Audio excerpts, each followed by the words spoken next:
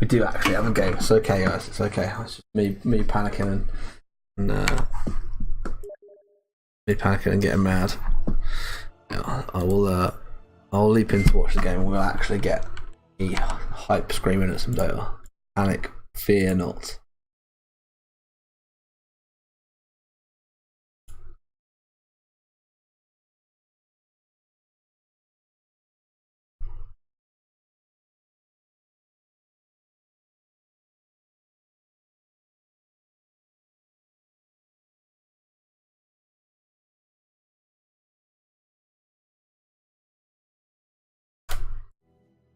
We will get there. And look at that lovely little Rubik background as well. I like that. Love a bit of that.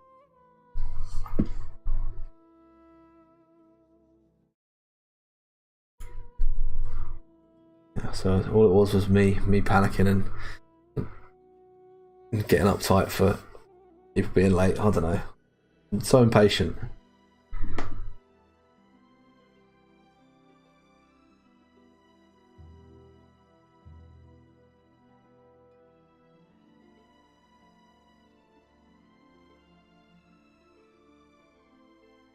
Oh, it's like, oh, it doesn't normally take this long to load, but you know, of course it's the fact that it's on a delay, so I can't just start watching straight away. Derp.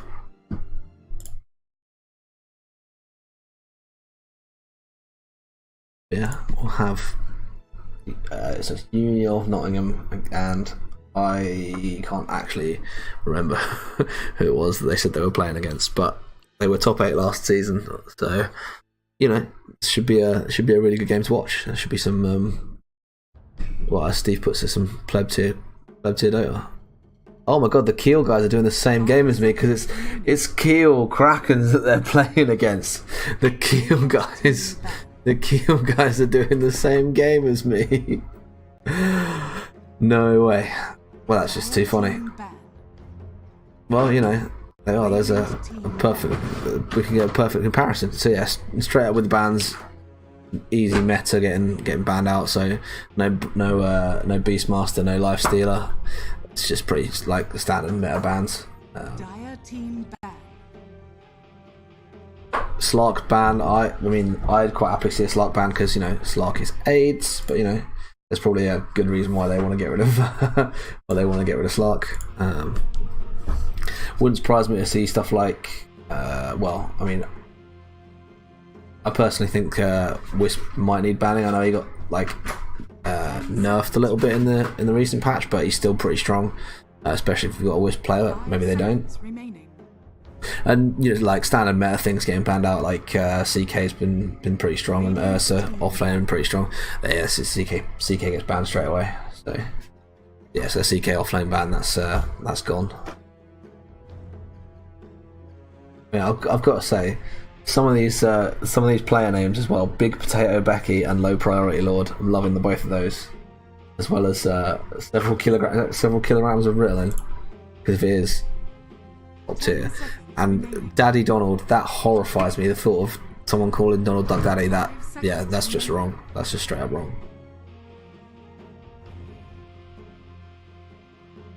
Dire team back. No Ricky, because who likes playing against Ricky? Oh, Prime subs. Oh my god. Just the idea of Prime subs, that's just... Oh, you'll melt my little heart. Right. Can we just, like, low-key, let's have a quick talk about this. Pangolier. Fuck Pangolier. Right. Pangolier, cool as fuck. Playing against Pangolier makes me want to kill myself. It's just... It's horrible. Absolutely horrible. He just buys 8 javelins and wins everything. It's just nasty. Fix it. Not cool. There was nothing wrong with Pangolier how he was.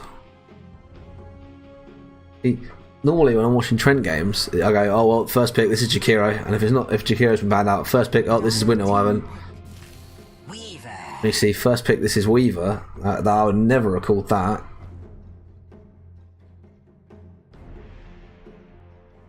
I think Weaver's kind of like, I was talking about meta heroes earlier, and the cool thing about the meta heroes that have been successful in the patch are they're the sort of heroes that can get to the supports quickly and bring them out of fight. So you think, like, as a core, you're like, you don't want to man fight an Ursa straight away, but as a support, if you've got like an offlane Ursa that can just like jump onto your back lines, start beating the shit out of your supports, and then you're fighting 4v5, ow, you don't want to do that. That's shit. If you've got a Weaver just running around your supports, ripping them to fuck, then yeah, that's nasty. So, you know, yeah, I can see why Weaver would be a half meta pick. Bane, I'm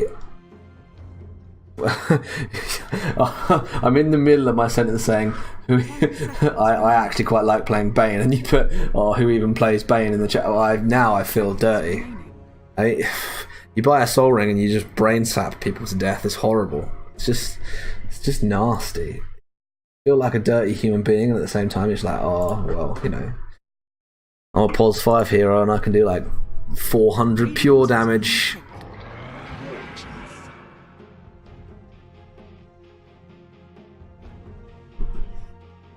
What's the issue with Bane? I mean, yeah, I've got to ask. I want to see that. What is the issue with Bane? Why don't we like Bane? Oh, with Monkey King, without a doubt. If it's a choice between Monkey King when Basher worked on his ult or Pangolier, I would take Pangolier any day of the week. Fuck Monkey King's Basher. That was nasty. I've got a black hole, but it's twice the size. Yeah, deal with it. Yeah, no. Fuck Monkey King. The easiest 5 in the game. Cheeky bit of ogre, because, you know, 2 heads are better than 1. There's the obvious joke there, but, you know, I wouldn't go for the obvious joke, would I? He says, obviously making the obvious joke. But, you know, 2 heads better than 1, and, you know, it's I can push 2 buttons and win the game hero. Well, not win the game, but don't you be... I will dish Pangolier. Pangolier is a hero. Cool as fuck. Playing against Pangolier is horrifying.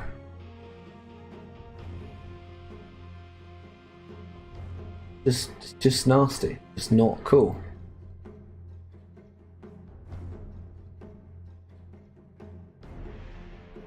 Radiant team ban. Yeah, there goes the Ursa. And Drow, I mean, I'm surprised they banned it when they've got a Weaver, because Drow with Weaver is kind of nice. Bane boring and non-existent. I mean, the only concern I have with Bane is that it's one of those where you throw your spells and then you sort of stand there and go, well, I'm a Bane now. You kind of have to combo it with stuff, although is it still... Oh yeah, I do need to change my Streamlabs because we've hit 50 followers now. We've made it. Now the Streamlabs auto message needs to be about 100 followers, and how hype that's going to be.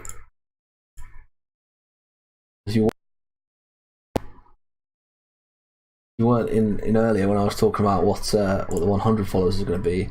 We are going to have the hypest of hype things. We're going to have a free T-shirt when we get to 100 followers.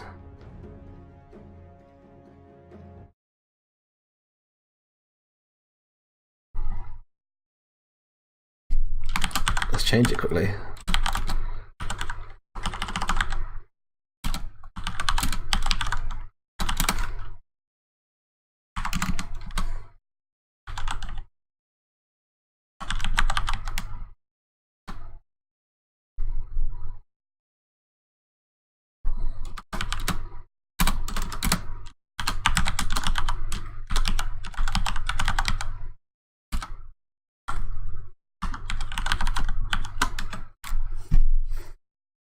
Okay, boom. Now we have the new super hype Streamlabs spam.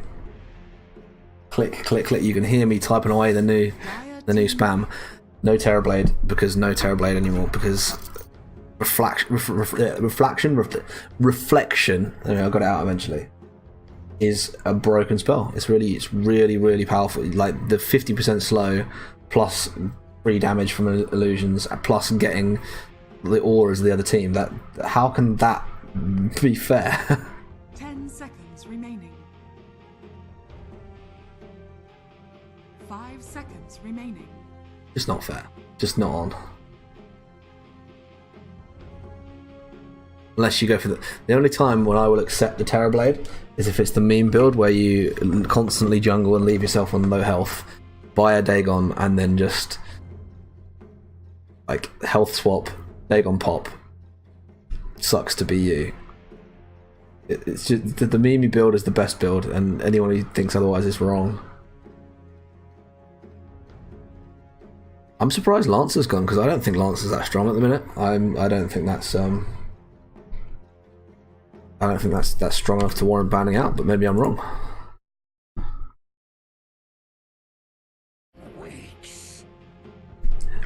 I was discussing Undying with someone recently and saying that like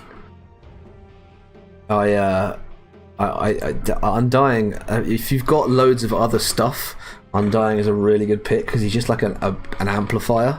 But if you don't have like the required like a win condition to amplify or something that wins you fights, like Undying is just like it just brings nothing. So I actually think the Blink Initiate from CK is just really massively amplified by Undying. That and the fact that, you know, you've kind of got strength. Weaver is just horrendous if he has no strength because he's so squishy. So Undying is Undying is a good counter pick. Yeah, good luck with your game, dude. Hopefully, hope you let us know. Drop back in and let us know how you get on. We were talking about Cancer Monkey King. I'm gonna guess that's a 1 monkey, but then I have seen a load of people playing mid monkey recently, so that could definitely be an option. But yeah, good luck with your game, dude, and yeah, drop in and let us know how you get on. 10 seconds remaining. 5 seconds remaining.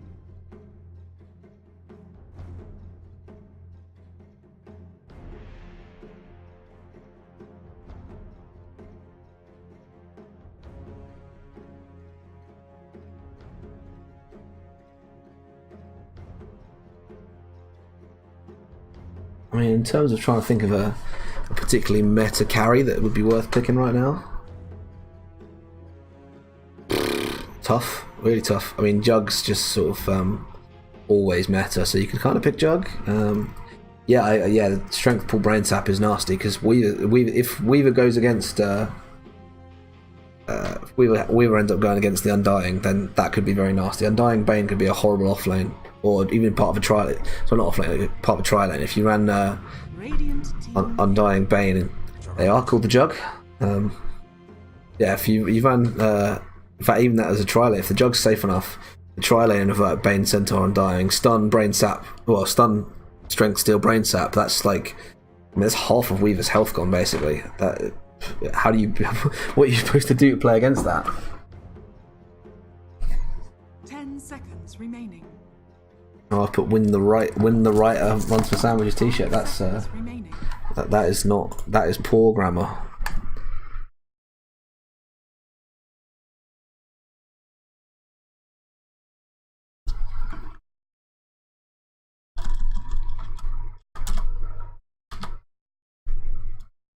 I'm just gonna up the interval there a little, just in case. But you know, if you were looking at something to amplify, I mean, Warlock on kill would have been good, but Warlock breaks BKB, so you can stop the Jug in his tracks. You just drop it whenever they're Undying and Centaur try and go on someone, and Undying, Centaur, Jug try and go on someone, and you came to the wrong team fight, motherfucker. 10 seconds remaining. So I'm gonna guess what? So offlane Weaver mid monkey, and they're still looking for a safe lane hero. I'm surprised at the Outworld ban, unless they think that that's a pos 1 monkey. I'm guessing they think they think they're looking for a mid. Maybe I'm wrong about the mid monkey, but I've seen it a few times. And it's really strong against any mid hero that doesn't have like a huge range. Because monkey's broken because you can just hit people from the other side of the map. So you know. 5 seconds remaining.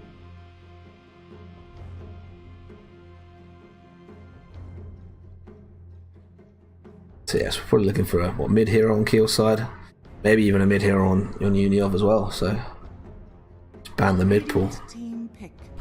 Now, I did see someone, I'm not going to know any name, I did see one of these teams practicing Invoker just before the game started, so... I think they do, until obviously you get the spell immunity on the Warlock Golem. But yeah, I'm pretty sure that is slowed by the Tombstone zombies, so... Storm Spirit. The definition of a mid-hero, I guess, like... Tempo mid-heroes at the minute are huge, and maybe you get a lead on Storm Spirit and you can take over games, but I guess his target has to be the Bane. The great thing about Storm Spirit against Bane is as soon as he's committed his ult, you just zap onto him and grab him and you cancel the ult.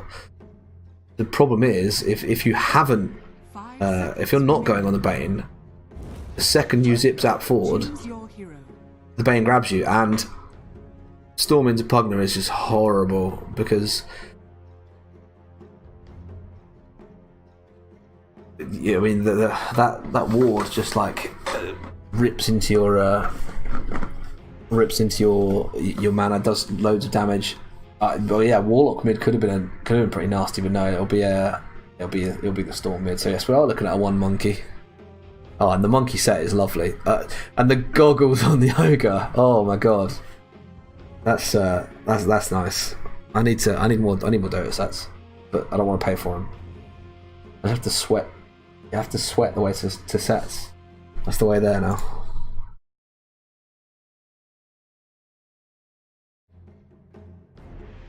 Five seconds remaining.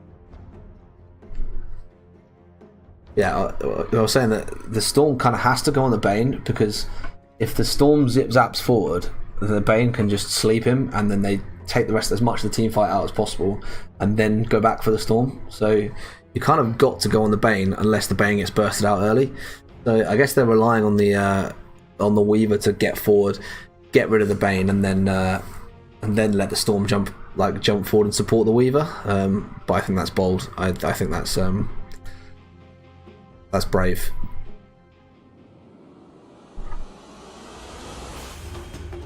I have it on strong authority that Warlock has never played this game. I mean, I'm pretty sure no one's actually played Warlock in the last, year? I'm not convinced, like, I've seen anyone play a Warlock in the last year, apart from Wookie Nookie. He's the only person I've seen play.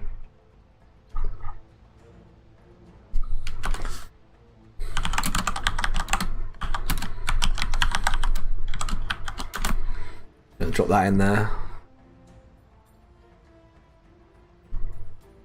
Don't know if they can even see that. I'm surprised they've let people ask. I guess the Keel guys must be on a custom delay rather than playing on a Dota TV delay, because they're actually in lobby. I know that some people cop a strop about being in lobby.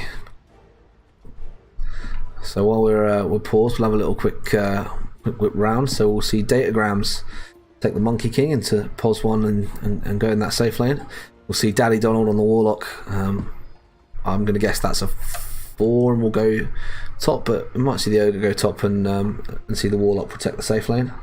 We've got several kilograms of Ritalin playing the Ogre. We have Mini Veyron taking the Weaver definitely into top. And then Neil overall on Jerry Dungaree's son. I don't know who Jerry Dungaree's is, but yeah, Neil overall will take that Storm mid. We'll see Big Potato Becky on the Bane going top, and he'll go there with Hunted Ward. We've got Dan Decky on the Pugna, and we will see Cheyenne take the Undying bot, and the low priority Lord on the Centaur Warrunner. Oh, little Phoenix on Scree.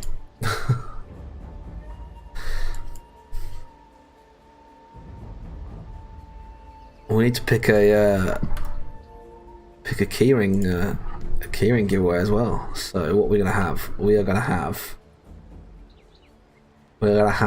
Thunk. So if the someone dies to the Ogre, right click. then drop Funk in the chat and I'll send you a keyring.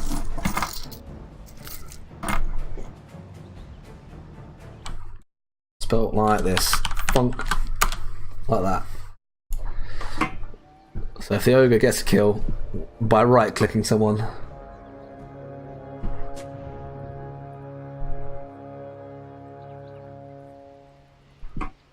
maybe you can bonk, Funk or bonk. I like bonk too.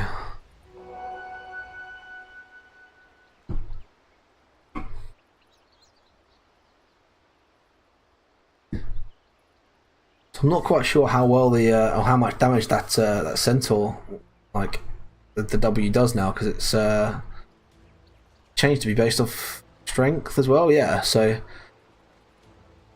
that could actually do a fair bit of damage to someone who's had a couple of undying stacks. So that could be pretty nasty for the monkey, because you know he only got 2 armor as well. So that could be pretty nasty for the monkey if he gets gone on, and especially if he gets, you know, double strength still there. So that undying can just tower dive. Ogre just happy to Funk away at the Bane. No, bonk doesn't have to be after Witch Cask. Bonk is definitely the ogre, just bonking people. Just run up and bonk him. That being on fire, that's sure not good for you. Oh, I can see this being a really difficult lane for the Storm.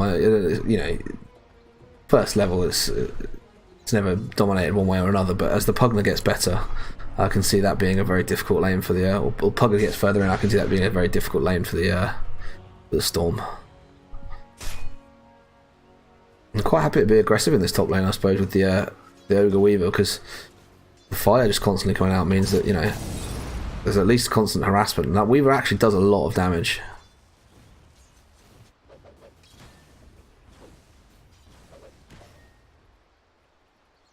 I'm surprised they're leaving the Undying down here, because he's quite... Well, unless they feel like they can get kills onto the monkey, I think there's the option of taking it top and trying to get rid of that Weaver.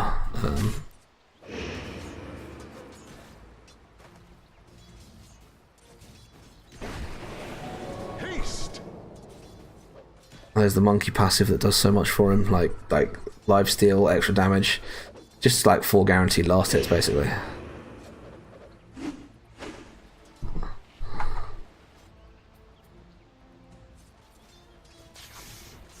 Oh, those storm particle effects are nasty. You thought you were winning? Yeah, just running at the Bane. Just come here and let me bonk you, boy. Just literally runs over one bonk and then runs away.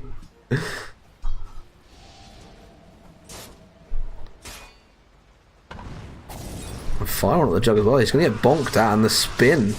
I don't know if they've got the damage to bring him down before he spins away, but that is a lot of harass. They bring the stun out. Weaver goes forward, and they're going to try and go on the jug, and he's going to go down to a Weaver right click.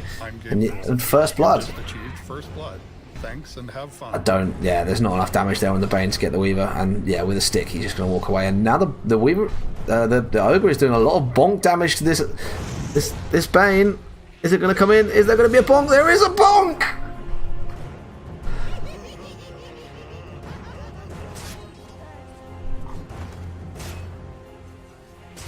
There is the one thunk there from Hero Mate, so Hero Mate HOC, you have one on yourself a keyring, so you are in there first, and I'll make sure I get a keyring over to you. Oh. Too slow on the bonk there. As if he just ran at him and just bonked him down. Bonk.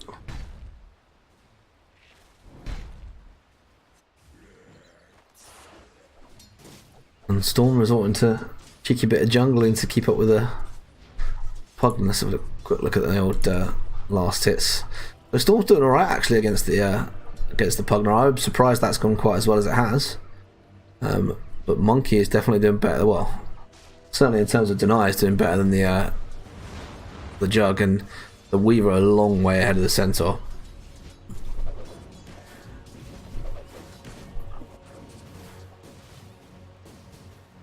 Thank you you for pinging out the courier getting damaged. I appreciate that, that Keelcasters, thank you. Denied.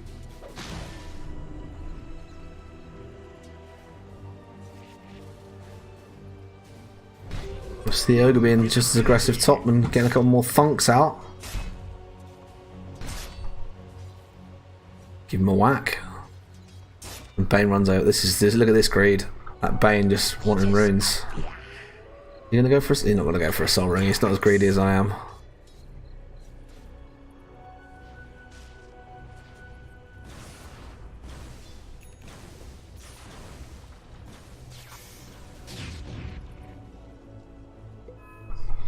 I'm gonna caught on the wrong side here, and the Storm is 6. I don't know if he's got enough damage to really kill the Pugner, but quite an aggressive walk forward from the Pugner there. I'm surprised he went and stood there. And the Bane is in a position to try and go on this Storm if he's not careful, but I think he's got the mana to zip zap away if he needs to. In comes the suck, but no kill, just not quite enough damage. The Storm can just zip zap away. Yeah, now they ping out the fact that the Bane's coming over, and with an Ogre there, they might be able to just they're just going to give him a bonk. And Storm thinks about going forward, and now the Bane just TP's away, not really able to grip him in time, and it doesn't even have the Vortex leveled, so can't even grip him and stop the TP.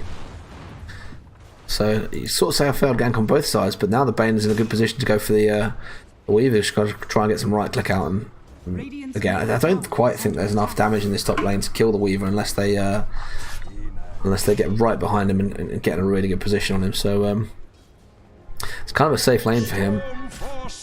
I'm surprised the Monkey's done quite as well against the Undying Centaur, because I think that Centaur W after a couple of Undying Strength steals could be pretty nasty.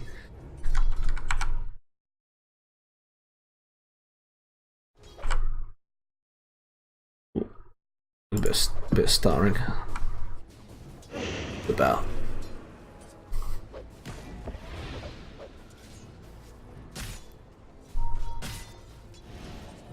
Well, he's going to try and kill the Ogre mid. One blast should do it. I don't know why he's run back, and Ogre gets himself killed by just sort of running back at him. And maybe I was wrong about the Weaver like being exposed. I know the Ogre needed to stay there and try and get some experience, but the Pugner doesn't really care who it is that's against him, because that suck is well, it does a lot of damage very quickly actually. So well, yeah, on 150 a second. So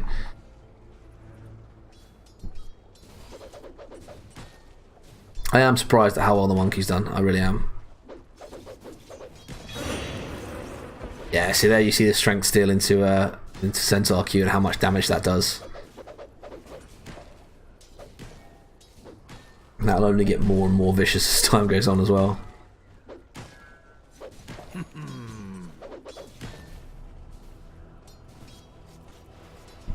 So Pugner with his mana boots already. Radiant's middle tower is under attack. And yeah, Pugner quite happy to just threaten this mid tower. The magic damage into structures is it rips stuff down so quick.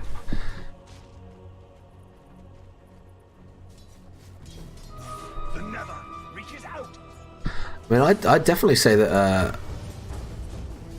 Well, I said about there not being enough damage in that top lane to really kill the Weaver, but I was wrong. I guess they get a grip into spin, and well, not even a grip, just a sleep into spin, and that could definitely always be a kill. It's a bit more threatening than I realised. Jug is low though. I don't know if they can get forward far enough. Oh, bit of a bad time for a pause.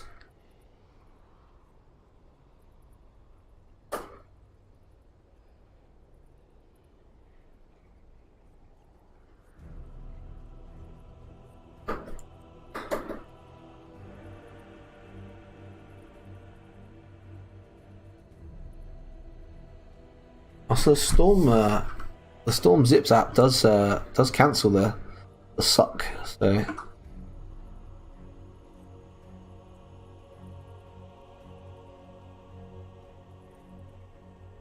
that's actually a better matchup than I realised, but especially when the Pugner hasn't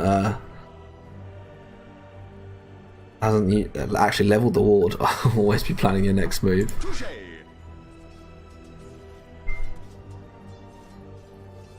No, I'd say Uniov are quite happy with what they've got so far out of the lanes. I think perhaps Kiel are a little behind, but then I think depending on how well the monkey farms, I guess they're not so bothered. I think Kiel need to get Uniov need to get ahead, because if Kiel are left to farm, I definitely prefer a Juggernaut in the later game to a monkey. But I could see the Pugner being a threat. Yeah, and they do now bring the Undying into bot, and they can start like threatening the monkey again.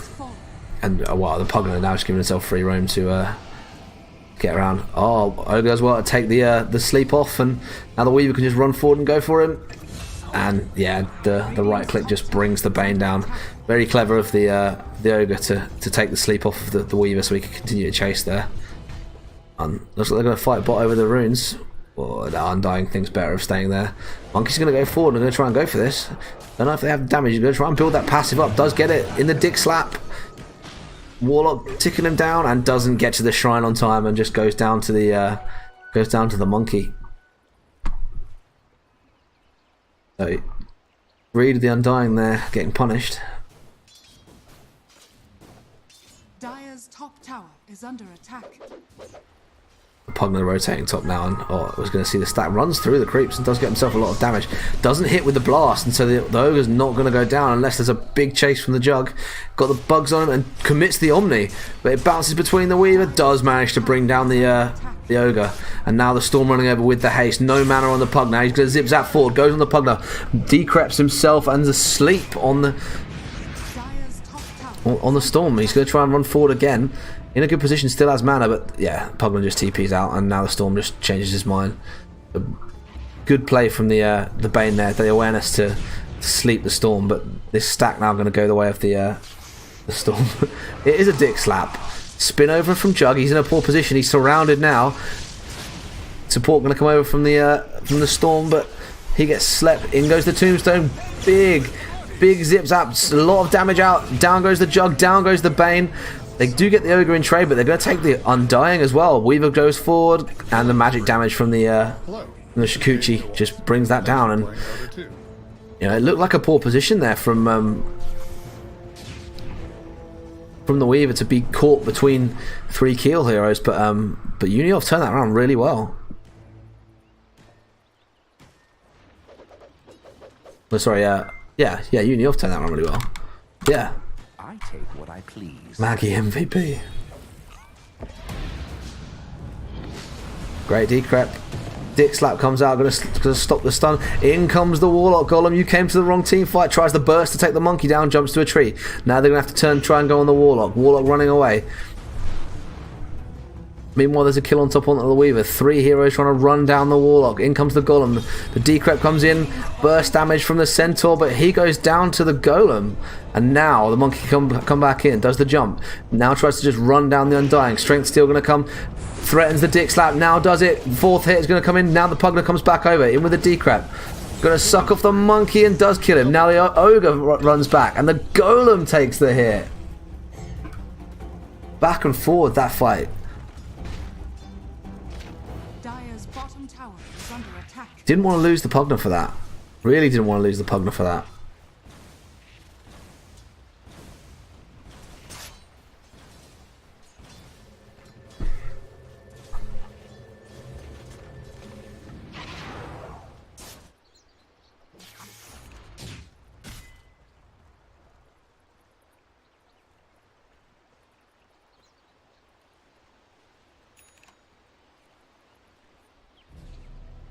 So two wards committed into this top jungle for Kiel. They really want to make sure that they don't let that Weaver back away and farm. I guess they want to be picking up on that. This is aggressive from the monkey, trying to go forward on the center. It goes on the tower, drops the dick slap. Now he's got the damage to turn onto the Undying and pops him too, or doesn't with the strength steel, but does eventually bring him down. So it doesn't pop him, but Pugner in deep here as well. And now the TP's going to come into Shrine. Stormy's going to commit for it, goes for the Zip Zap 4. The Bane's come over and they change their mind. They go for the Bane instead. Going to sleep the Storm. Ogre just keeps running after him. The Bonk's going to come in. Pugna stays in the area. Warlock runs down. In comes the Storm. He's going to keep going on to the Bane, trying to get the damage out. Ogre back up, and yeah. Bane just in the wrong place. Dick Slap have committed from the Monkey. Now they're going to go on top. Pugna with 3 stacks on with the Tombstone committed to make the Monkey back away. Gets the Decrep in. Out comes the Burst. They're going to try and bring the Monkey down. They're still chasing him. He has the DD. Needs to turn and hit. In goes the Centaur ult to try and get them forward, but they change their mind and run away. Now the Ogres can come forward with a stun. Zip Zap 4 onto the Pugna. The Pugna goes down. Now the Monkey jumps in, starts laying into the Undying and kills him too.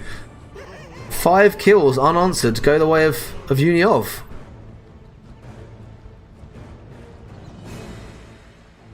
And just overcommittal from Kill. They're really wanting to be aggressive and pick these kills up, but they're not going far enough. And the Monkey overshoots. They're trying to expect the Centaur to go.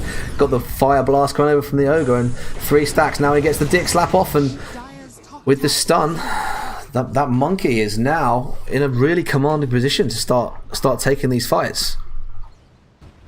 Dire's bottom tower is under attack. Dire's top tower has fallen. And all the while, this Weaver quite happy to run in aggressively and take top tower. Monkey now looking to go straight into Basher, not even going for BKB. And just the beginning of my rap career. Yeah, as soon as this as soon as this cast is over, I'm actually going to go and record a rap album.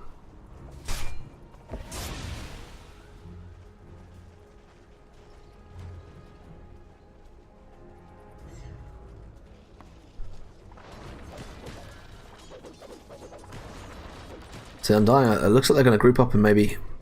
Yeah, there's a smoke on the Bane. They're going to try and smoke into the jungle and pick up maybe the Monkey. They're going to lead with the Jug. He has Omni. They're going to find the Ogre first, though. Ogre in a great position to scout that out. The Decrep cancels the Omni! That was a misplay from the Pugna to decrypt him when the Ogre Omni is there. The Jug Omni. So I'm not quite sure what he was thinking, but... Monkey in a great position. He's surrounded by 5 people, but pops the ult, even commits for it, goes for the Bane. Don't think he realises quite how many are here. The Decap comes in to stop the Monkey going for him. Now the burst coming out. Dick Slap hits 2. Centaur ult, he committed to try and run away. The Bane grips the Monkey. In comes the Warlock ult. They do bring the Monkey down. Now they're going to turn onto the Warlock. The Golem in the middle just causing havoc. The TP coming in from the Ogre. He's going to try and stun. Warlock goes down. Now it's the Ogre in the wrong position. Weaver is here to start laying some damage out. Storm zip zaps down, goes on to the Bane. And zip zaps away because he can't kill the Bane. Weaver running around trying to do some damage to the supports. The sleep goes onto the Ogre to stop the stun coming out. Now the bug and the damage from the Weaver causing a lot into the Undying. He's going to go down. Meanwhile the Ogre gets sucked and the Weaver turns, tries to go on to the Pugna. Monkey back into the fight. And another, well, 3 for 1 onto the side, well, 3 for 2 onto the side of Kiel. So what looked like a good fight for you, Neil, actually turns out to be a half decent smoke for Kiel. They perhaps picked up not as much as they would have liked. They would have liked to have got out free from that, but they're good pickups. And it's like, middle tower is under attack. Yeah, Bash definitely being gone for the Monkey. Weaver already with a Maelstrom, so plenty of magic damage coming out from him. And that Storm with a bottled regen rune, and that can be absolutely vicious on a Storm.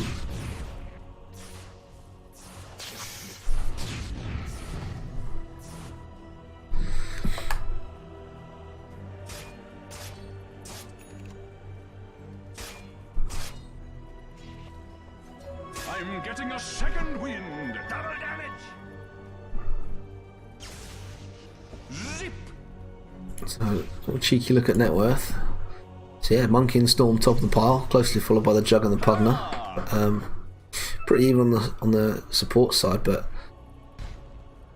the Centaur is a long way behind the Weaver. I know, you know, a Weaver offlane is not the same as any other offlane, but yeah, I mean, even being outdone by well, I guess the 4 Ogre. I thought it was going to be a 4 Warlock, but it's a 4 Ogre. and 5 heroes on the kill side, all committing into this bot tower, but Uniov just back away and just say, okay, sure, take it.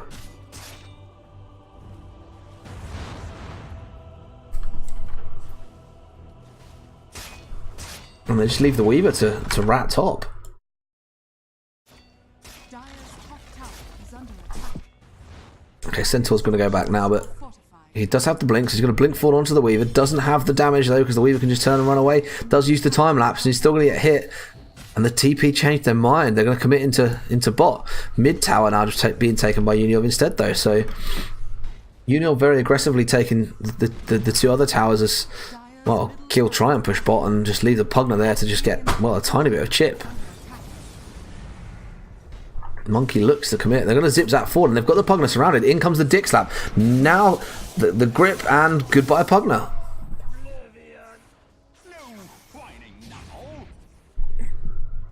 And when the Bane's not around, the mobility of the Storm is really a problem for the Pugna, because he wants to decrep himself and stop someone from hitting him, but the magic from Storm comes out and just, well, causes him a lot of problems. And now they're going to try and commit onto the Weaver. Does use his Scoot to run away. It does get dusted. In comes the Centaur to try and chase him down. Bane at the front commits the grip, and then they burst him.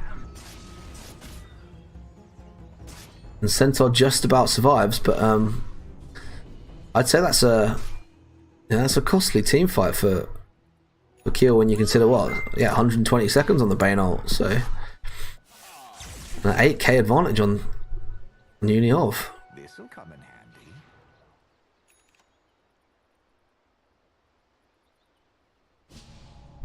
Now the Pugna tries to commit on the Storm, and he just zip zaps away.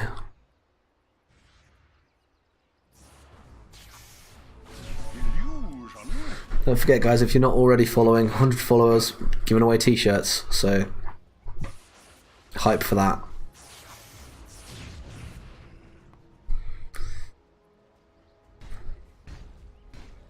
See the Undying wanting to commit into this top jungle, and it's just the Ogre farming there. There's nothing there.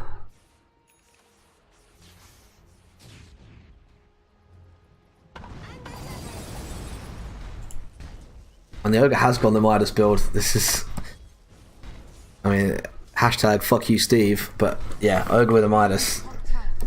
I've got a lot of love for that. There's no more satisfying feeling when you're playing Dota than using a Midas as an Ogre and watching it multicast. Just clearing a whole camp, you do it. This is really brave from the Ogre, but they've got TP support. In comes the... They're going to try and commit onto him. I don't think they realise. In comes the Warlock Golem. Now the Monkey ult goes over the top. Dick Slap holds 3 in place. They're going to burst the Bane out very quickly. Decrep goes in onto the Monkey, and he's going to get sucked in. Now forward comes the Storm, but he's got no mana. Gets the Omni. Decrept again by the Pugna. He's saved, and the Glimmer now saves him. Storm Spirit can just run away. The Warlock just gives himself up, but the Decrep again.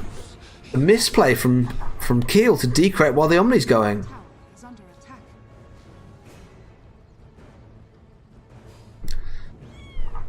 Dire's structures are fortified. Dire's bottom tower is under attack. The Kiel lose 2 for taking 3 off Uniov, but again the Storm Spirit's going to run away, and again the Weaver is just ratting. And someone needs to come back and do something about not anymore. Bane already committed, and down goes the Weaver. You can't rat like that. In the meantime, spin forward onto the Storm Spirit, because the Storm Spirit commits onto the Pugna. Storm Spirit going to zip that forward again. Going to try and get on top of the Juggernaut. Doesn't have the damage and doesn't have the mana to grip him away from the TP. Yeah, Monk has the Pugna. He's 3-2-2 in it. Regeneration.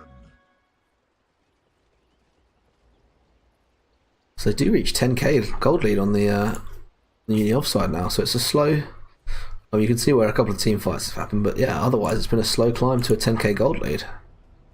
And I'm a cheeky look at the old win percentage, it's quite heavily favouring Uniov over Kiel Krakens. I think they need to coordinate these decreps into Omnis, because that's costing them kills. And Yeah, not far off the Lincolns on the Weaver now. Centaur looking to commit forward, doesn't immediately get bugs on him, and now he can't TP away, or sorry, blink away. The Weaver going to run forward on him, tries to get some more damage out. The Buggy's going to take some of his armor. Undying is in the area, and the Weaver just has to change his mind.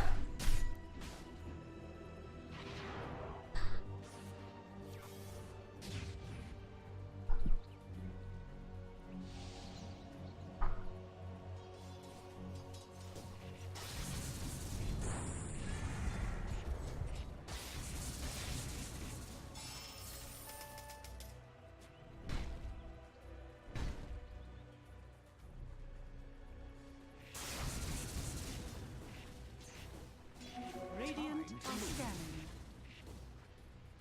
Looks to check if anyone's in the Roche pit on the Uni side. This ward, I like that. Not in a conventional place. At least Keel can spot out the monkey and start trying to scout for him and pick him up. He's not not far off his BKB now. So we're talking 2,000 gold,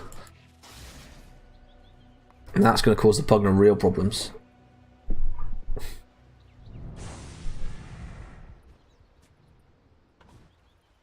They're going to hunt the Jug up.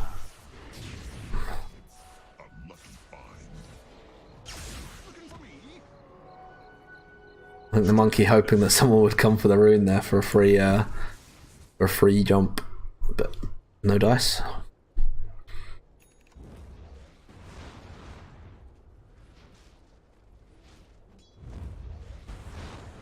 So another smoke out from Keel. Going to look into the Uni of Jungle and see if they can pick off a carry farming maybe, but no one there.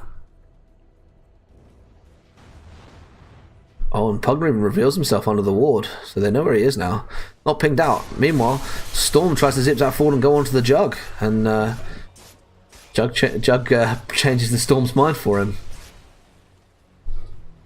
And now there's a rotation over from the Centaur, but there's 4 Uni-Elf heroes in the area. Dick Slap goes forward, Jug changes it, the Centaur comes in and stomps and lets the Jug TP away. Now the Zip Zap forward cuts the Centaur off. He's going to have to give his life for the Jug to live, or is he? Okay, Monkey comes over and says yes, he does have to give his life.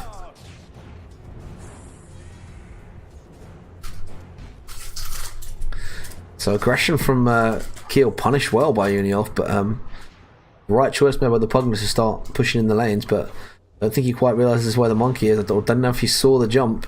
As the Bane in the area, Jump's now going to come into the Pugna, starts laying into him. Decreps himself to stop the monkey from hitting him. Now the Storm comes over, out of mana, but does have the damage. Dick Slap comes in, Tombstone gets dropped, but the Pugna goes down. Now the Weaver quite happy to go in on the supports, keeps chasing the Bane. Monkey jumps up to try and follow up on the Undying. Weaver going a long way in, changes his mind about the Bane and now goes for the Undying. The stun from the monkey. Now they're going to bring the Undying down. Sleeps the Undying to try and get him to run away, but the monkey passive pops and the heal is not enough to keep the Undying alive, and it is now 5v3. Big jump forward from the monkey, but the Jug has managed to kill. Well, the Jug has managed to kill the ogre. That's not a good enough trade, I'm afraid. Radiant's bottom tower is under attack. Dire's middle tower is under attack. It's a big wave bot, so will have to make a decision. But I think they perhaps could have been more aggressive and taken the Centaur out. The Jug's pinging him out, but I guess no mana on the Storm. They need to get him involved in the fights. So just going to leave the Weaver to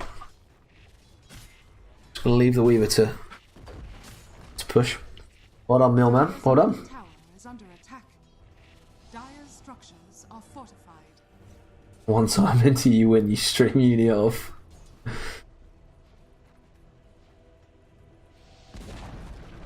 Dire's middle tower has been. I did promise I would stream. Yeah, that must have been a quick game. I was going to say, I know this game started late, but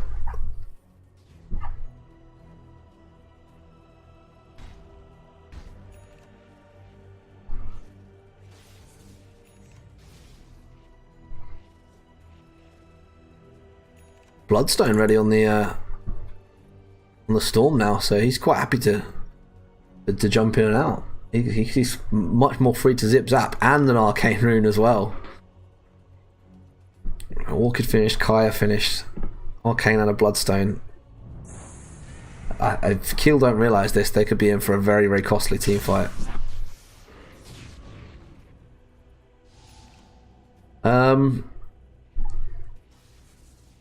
Misplayed by Kiel, unfortunately. That if I was going to sum it up, then they're, I mean, 15k behind flatters Uniov massively, but they have played really well, but quite a few misplays from Kiel. The Omni, the Pugner needs to stop decrepping the Omni targets. I think you're right. Yeah, I think if I don't know. Yeah, they've not enough lockdown, I suppose, for the Storm, unless they grip him. I don't know if Weaver goes later. Then I prefer the Jug, I suppose. Of course, yeah. So yeah, 15k up on Uniov. This is Uniov versus Kiel Krakens.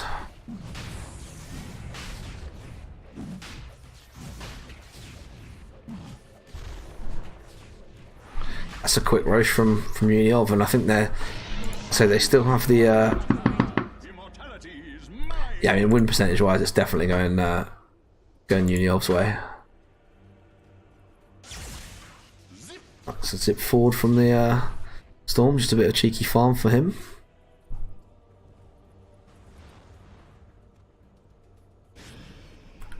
They do get a sleep onto the Storm, and then there's no support in the area, so in comes the grip. Now they bring the Centaur down. They're going to start stealing his strength. Bring the stun in, Suck going to bring him down. Is it going to get him before he can zip zap away? They do get the Aegis down, but now Uniov can bring support in. He's going to try and zip zap away. Instant stun from the Centaur. Tombstone gets dropped. He's just going to try and run away. Now zip zaps forward to go onto the Jug. Jug is gripped. Dick Slap goes onto the Jug. Gets the Omni off, but doesn't stay on, and the Weaver can just bring him down. Monkey ult now committed. They're going to try and turn and run away. Centaur gets caught in it with the stuns. Now he's going to turn, try and go onto the Undying. Starts whacking into him. Big zips out forward from the Storm. Going to try and go on the Bane. Doesn't kill him. Then goes zips back. That's back. Now they bring the Undying down as well. Dick Slap onto the Pugner. He's decrep, but he is going to go down. Gets the suck off onto the Monkey, but can't steal enough life. And Uniov team wipe. Kill.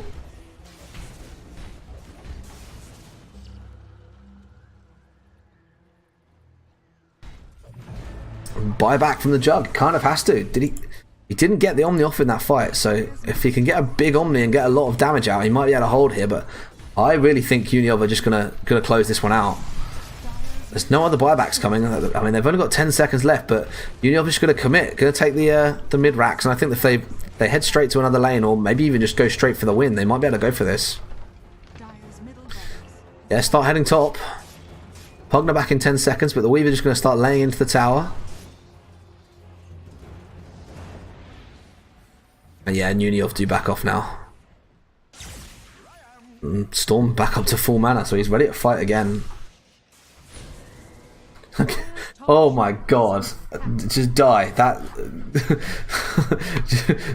go somewhere and die. You can't say that they keeled over, that's just you can't do that. Dire's top shrine has fallen.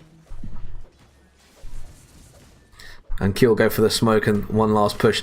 Gonna commit full on to the Monkey. Don't know if they have the damage. Omni goes out to him.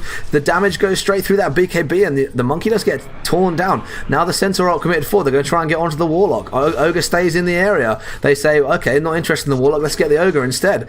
Pugner going to go forward. Goes for the Suck. Now they're going to try and focus down this Warlock while the Pugner tries to get the Ogre doesn't pick him up. Now they change targets again and follow up on him. There is still one zombie just chasing the Ogre down. But Kiel, sorry guys.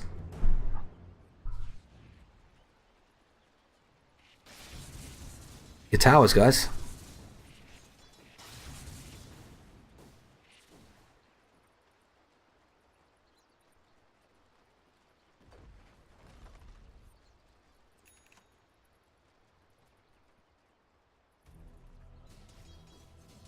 Two. The dream is alive. The defense is release the Kraken. It is.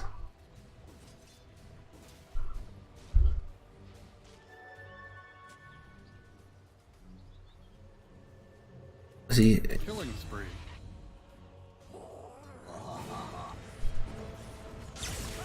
Oh, big jump forward from the Storm. He's going to commit straight onto the Pugman. Gets himself decrypt, but doesn't really care. Now the Weaver's forward on him. There's no decrypt to save himself, and they can start laying into the tower. Ward rips into the Storm, but he doesn't care that much. He starts hitting the Storm, and the Storm just zip-zaps away. And no Omni on the Jug yet, so... Buyback committed by the Pugner.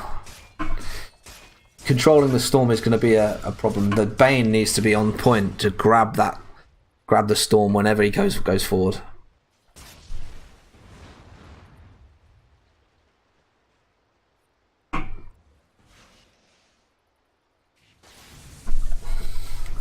Anthony, if you let me know when your game goes in, I'll try and make sure I don't take a too long a break, and I'll cast your second one.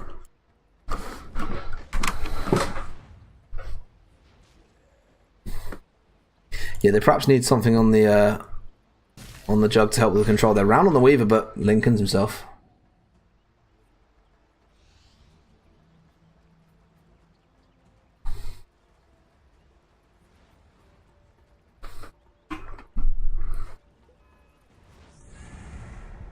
Cool, no worries. I'll need to grab a quick drink between, but I should have plenty of time. Dire's top tower is under attack. Haste. They get the dust onto the Weaver and the grips, and now they're going to commit the Tombstone for it. In comes the Storm to zip-zap onto the Bane, and I said it in the start of the game, if they don't grab the Bane with the Storm with the zip-zap, he's just going to cancel everything the Bane casts. And they lose the Bane for it. Thank you, dude. Oh, now the Monkey laying into the Jug. Does get the passive, but doesn't quite have the range. No dick slap for 8 seconds, and the Jug can just heal himself up.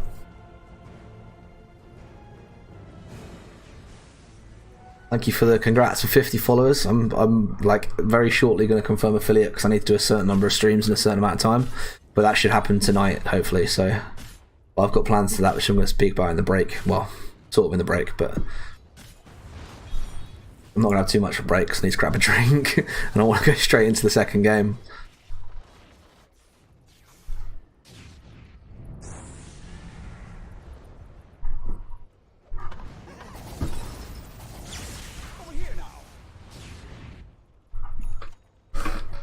Oh, actually, there's lemonade behind me. The camera will stay perfectly still for like 10 seconds. Don't panic, guys. I'm gonna miss something good. Now, hang on. Oh no, Storm zip-zapped away. Oh, he's got the multiple illusion remnants. That's cancer. 2 seconds.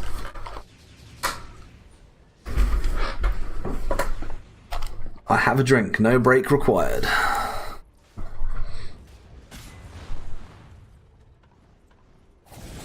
I'm really not sure what Keel do to get themselves back in this game. You know, I mean, they need to control the Storm, but I mean, he has Lincolns now, so they can't even like grip him as soon as he zip-zaps.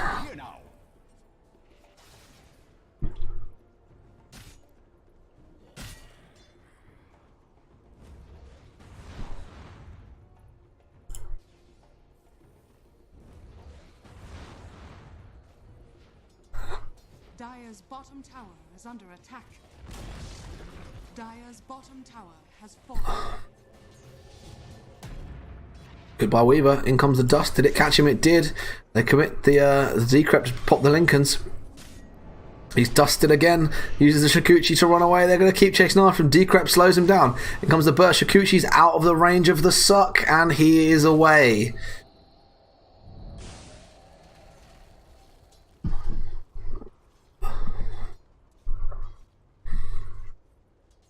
Yeah, you think you have the Bane for single target lockdown. You think, oh, okay, Weaver's not going to be a problem. That was without having the Storm zip-zapping around as well, so they needed a pick-off like that, and they need to pick, well, that just shows how confident they are. That Gem is picked up on the Uni side. They are confident enough to know that they can take that and have that on the Ogre, because he is tanky.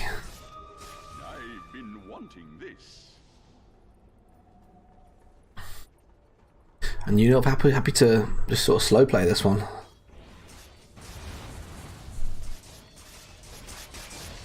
It's one fight from disaster for Kiel. Really, they know they can't afford to lose a fight, but they know they have to do something to win the game. So I'm not really sure where they go. Travels on the Weaver now. So Travels, Deso, Maelstrom. He's quite happy to just constantly rat and be a slippery bastard and get away constantly. Again, another reminder, guys, if you're not already following, when we get to 100 followers, we're gonna have t-shirt giveaway with the sandwiches symbol, and never mind. Blink forward onto the centaur to try and pick up on the Weaver. The slippery bastard just shakuched himself away. They're even going to commit the centaur right to go for him, and he just time lapses back and runs down instead. Oh, and even commits the question mark. We'll see what they think of that. But yeah, when we get to 100 followers, it'll be a t-shirt with a sandwiches symbol on, and I watched Runs for Sandwiches on Twitch, and all I got was a lousy t-shirt. And like I said, not enough catch. Monkey just running forward at the centaur. He's running away, gets dick slapped, and now the monkey can lay into him. Tries the stun, does manage to catch the storm. Storm zip bats forward to try and finish off the... I'm sure there was a team there somewhere. I swear there was a team there somewhere. 3 buybacks immediately committed from Kiel, but there was a team, I swear. And the grip goes out onto the Weaver, but silence from the Storm can cancel it on the Bane. They just can't do anything about it. Monkey Dick slaps forwards, then starts whacking into the rest of the Kiel team.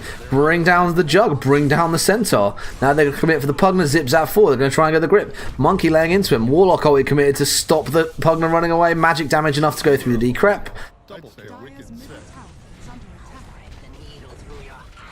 And Uniov commit to just ending the game. Yeah, and GG call from the Bane.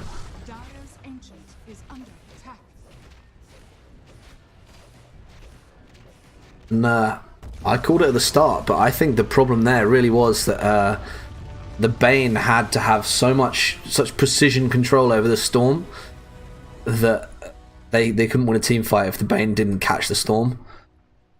And then they had the Weaver as well, and it was just, well, there's just not enough catch to pick out two heroes that are that mobile.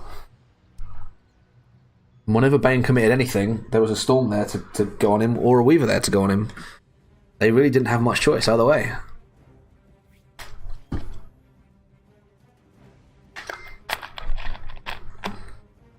But yeah, I think very well closed out from Uniov there. I think they shut that one down well. I hesitate to say that they outdrafted them, because I think it looked relatively balanced, especially if the Pugner had got off to a quicker start. But yeah, well, I mean, well played from Uniov to steamroll that game the way they did.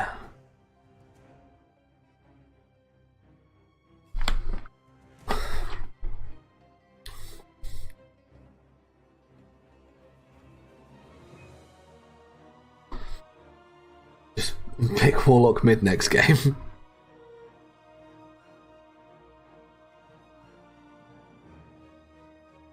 Now am I rude and just dump to cast the Trent game, or do I stick with Uniov? I feel bad. I did dump on Uniov last week, but they'd only say I'd cast one game. That was Kiel that was casting.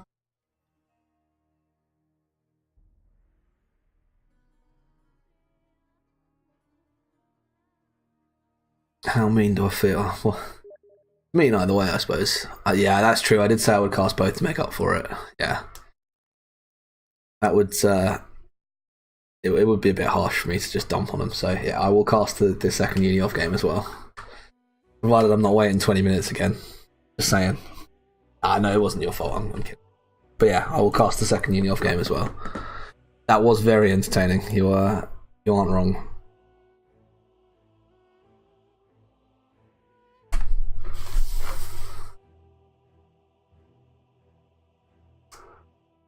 What's the U for? That's not very nice. Casting both new and the old games.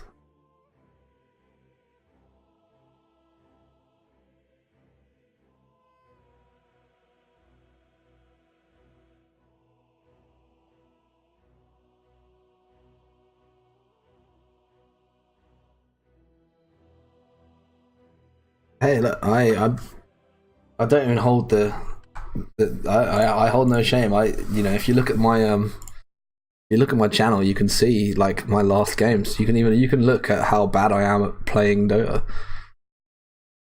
I hold no shame. I'm not embarrassed of how bad I am at Dota. I make up for it for having top quality casting. That's what it is.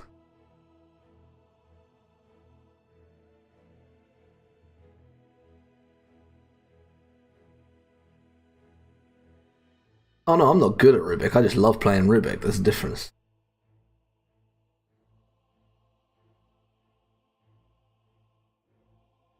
There's a big difference between being good at someone and enjoying someone.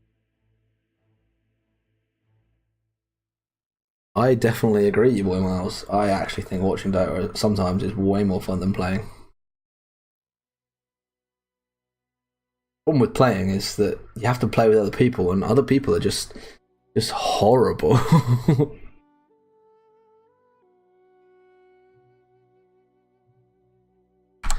Oh, let me do a quick check, because I need to just check my channel stats. Give me 2 seconds. Because I think all I need to do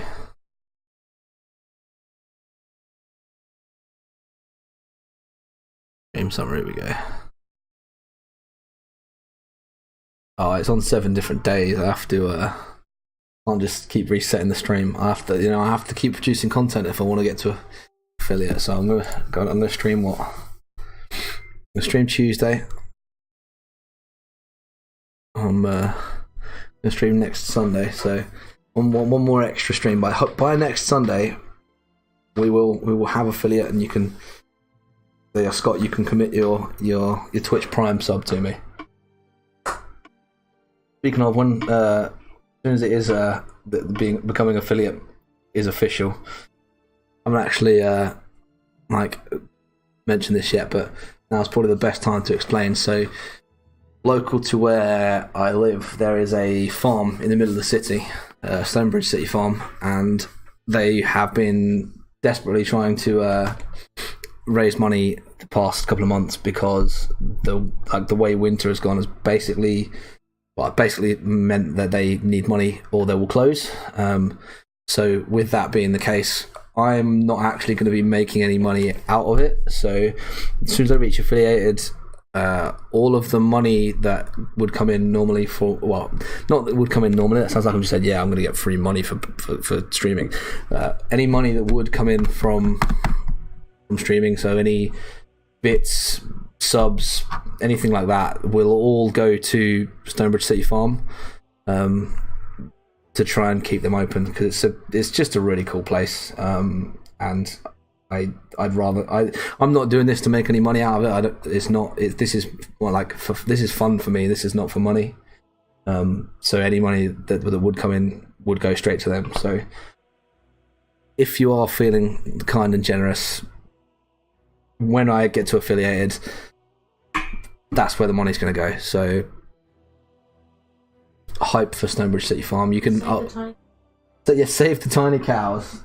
They have pigs, and they have cows, and they have horses and goats, and they board guinea pigs as well. So it's kind of convenient for me if I want to go on holiday that I can leave guinea pigs there if necessary. So actually, yeah, it's kind of for myself, but it's more for charity. So that's my 2 cents on what I'm going to do with being affiliated. So hype that.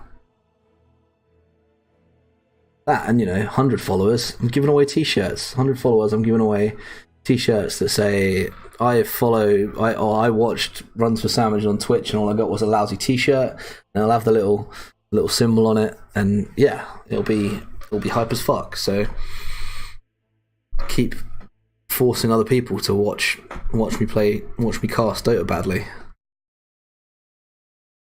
Keep sharing and shit and telling other people. Yeah, I'm pretty sure that was the farm we went last time you came up, mate. Yeah, it was. That's the farm. I need money to stay open, so you know, just doing my bit.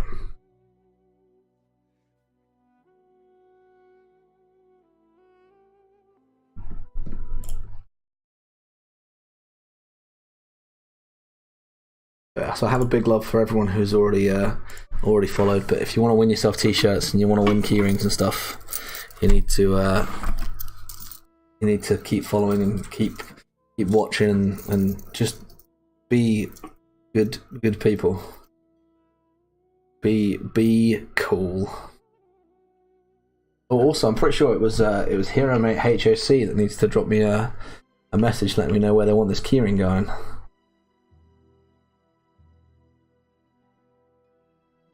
So where is Hero Mate? If you're still around, Hero Mate, drop me a message, let me know where you want your keyring, and I will send it over to you. It will be on its way. Again, Pete, I'm gonna call you out again on stream. Send me your address, and I'll post you a keyring and a follow. What is that? What are frogs?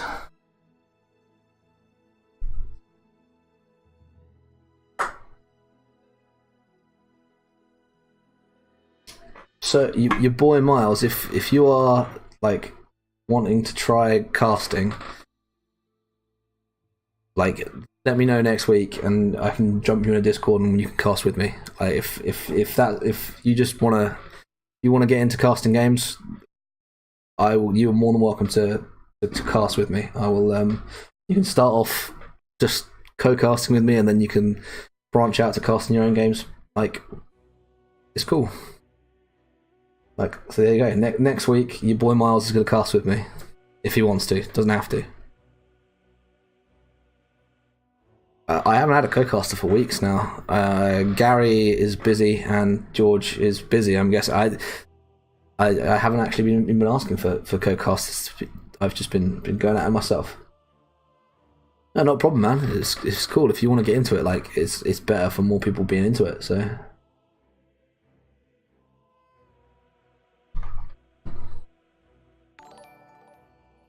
Oh, and even extra followers as well.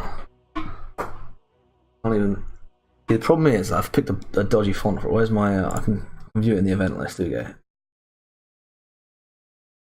need to say big thank yous to What Are Frogs and Metal04. So thank you for following, guys. I appreciate it. We're gonna hype our way to 100 follows and get some t-shirts coming out as well.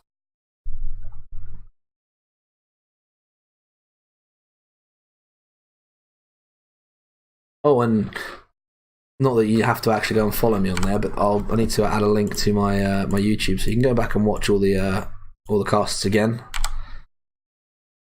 I mean, I mainly do that for people who like played in the games and want to watch them back. But you know, you just want to watch some like UK Uni Dota, then there it is. You know, so I will add a link to my YouTube down below at some points shortly. It'll probably be straight after this cast. Just had another follow noise. So who is that? It is Has Lord Hearth. Thank you, Has Lord Hearth. I appreciate it.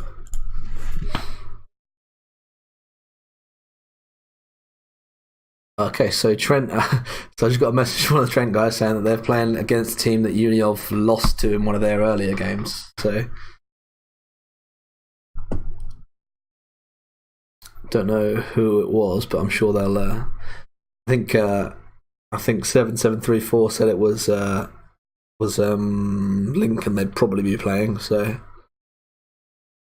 don't know if that is the right team, but it might be.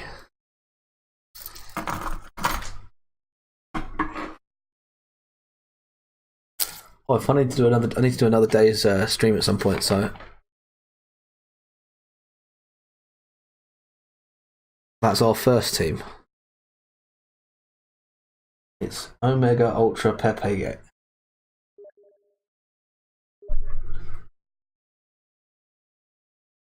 Omega Ultra Pepega. Okay. That is a team name.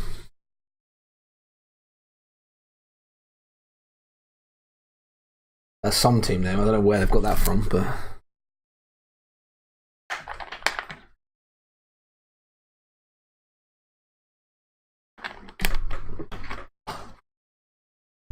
There's me saying I wasn't going to take a break, and it looks like we've casted I've casted one of the quicker games, so I get to give my my mouth a little bit of a rest between games as well.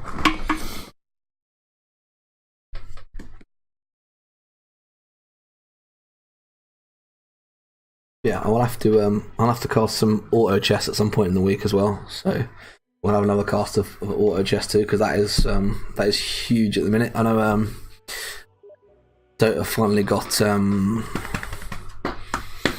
past 1 million concurrent players again recently, so it's mad that auto chess could like do that much for a game, especially when it's actually a really like simple mod. Like it's not exactly like game changing. And the other day it was like there's like 400,000 people playing auto chess and there's 37 playing artifacts. So you know, goes to show how badly Valve handled the artifact launch. I even bought it and then asked for a refund and didn't do it in time because artifact was so bad. I mean, the whole we're not gonna make it so you can get cards for free. Just like when there's games like Magic already established that launched online, like online gaming, then like that you can't do that when there's already established games. You can't not really be free to play. I'd love to cast some CS:GO. I don't actually know when the NSE CS:GO games are. Let's have a look. See if I can jump on the NSE website and find out when they're doing the CS:GO, because I'd quite happily cast some CS:GO games with you. All tournaments, here we go. University Esports Championship.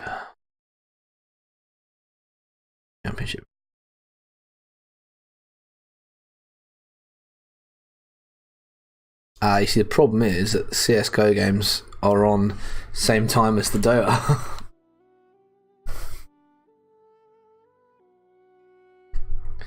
And while I do love a cheeky bit of CS:GO on occasion, my real game is Dota, unfortunately. So if there were CS:GO games that I could cast not on a oh yeah, Newell, I forgot about. I think is Newell not part of NSE now?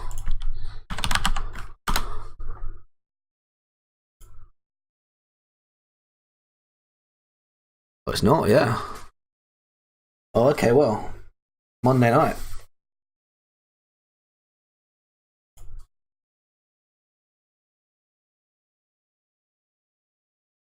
But tomorrow night, Scott, if you're not busy. Am I busy tomorrow night?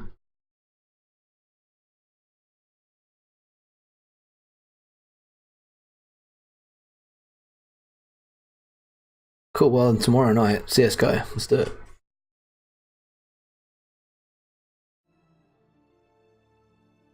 From Tiny to Tusk looking. I would prefer Tusk, I think. I think tag team's a really, really strong spell at the minute. I'd take Tusk over Tiny, but then that's just my preference, I suppose.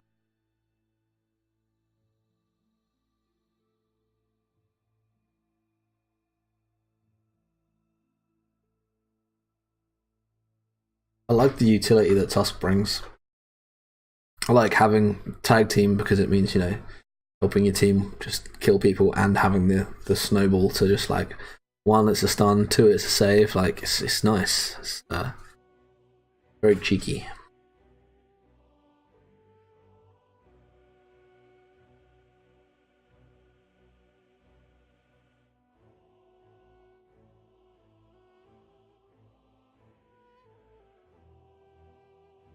I'm not convinced the guys from Kiel could see what I was chatting, so I'm disappointed that we couldn't, you know, have our little cheeky stream war. But you know, it was nice to see someone else streaming the same game as me.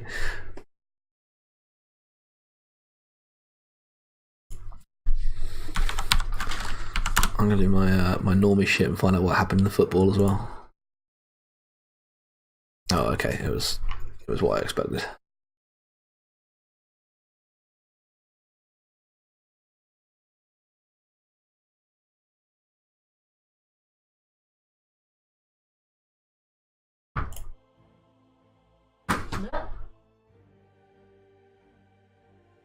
You alright over there? Look what I found. Yeah. Gold stars. Funny faces. Oh my good lord. Can I have a gold star right on my forehead? Thank you. I have a gold star. This is my reward for myself for reaching 50 followers. Gold star right on the forehead. Nail me. Bang. There we go. It's on. Yeah, it's on quite firmly there as well. Yeah. Thank you for that. There you go. I've got a gold star. Got a gold star for reaching 50 followers.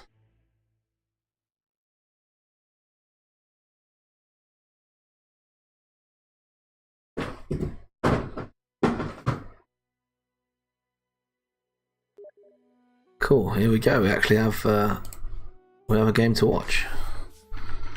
Let's see if I can get back into the Newell Discord so I can find some games to cast.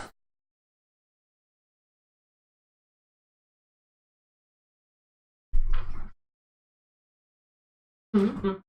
It's cool because the 2-minute delay just means that you know, I get loads of heads up warning to let me know that the game's about to go live, which is cool. I see I'm not still in the Newell Discord, so I might have to jump back into that and get myself involved again.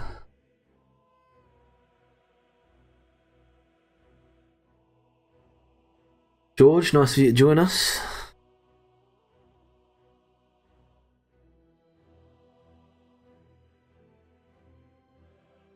Burning. Yeah, it must have been burning. Asking about where my co-caster was. 2 minutes.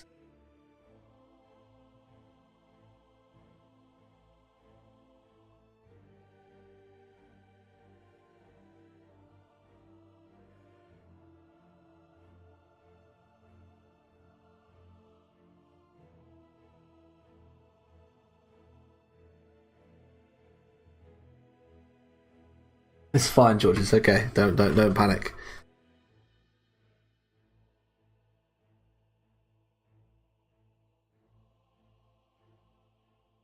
It's okay.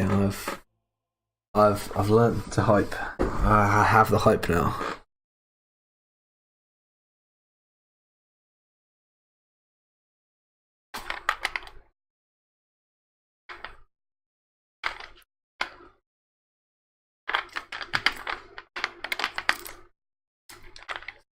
So it was just Anthony PogChamping me about where people were. Radiant team ban. The Uni have decided to call themselves Oh Hi Mark in this game. So we have half a picture of Tommy Wiseau.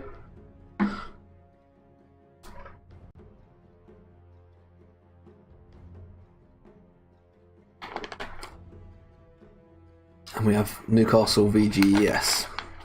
10 seconds remaining. Who I'm loving the little kitty cat. Team ban. Radiant team ban. No Lich because, you know, Frost Shield broken. I know I keep calling things broken, but Lich Frost Shield is uber broken. And no Life Stealer, so, you know, no meta heroes. Fuck meta heroes.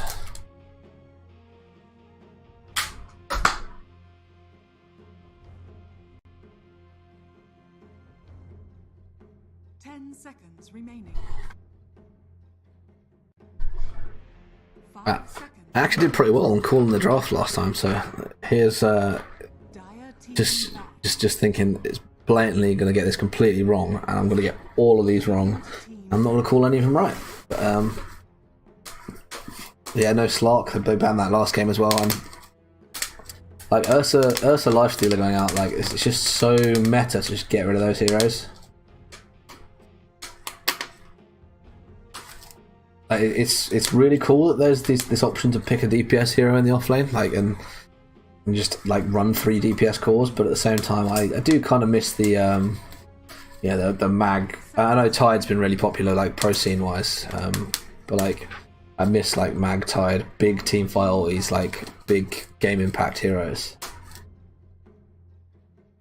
Out with the Undying, so won't see that again. It wouldn't surprise me to see Uni off ban CK there. Yeah, I know, right? I love it. Oh, hi, Mark. 10 seconds remaining. Oh, and I may have the perfect keyring giveaway. Remaining.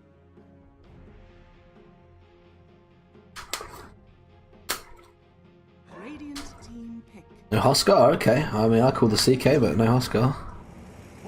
Oh, you know, I spent most of the last draft shitting on him, and I did not last here.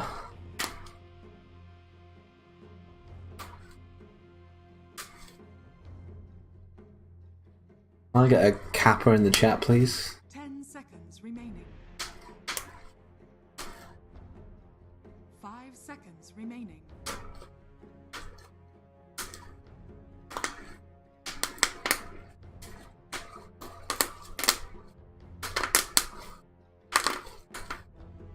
Dire team pick.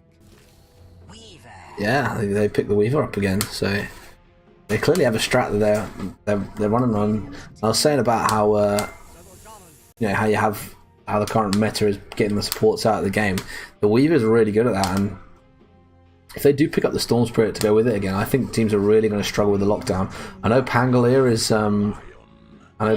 Pangolier is pretty cute, but I know he's got the silence on the lucky shot now.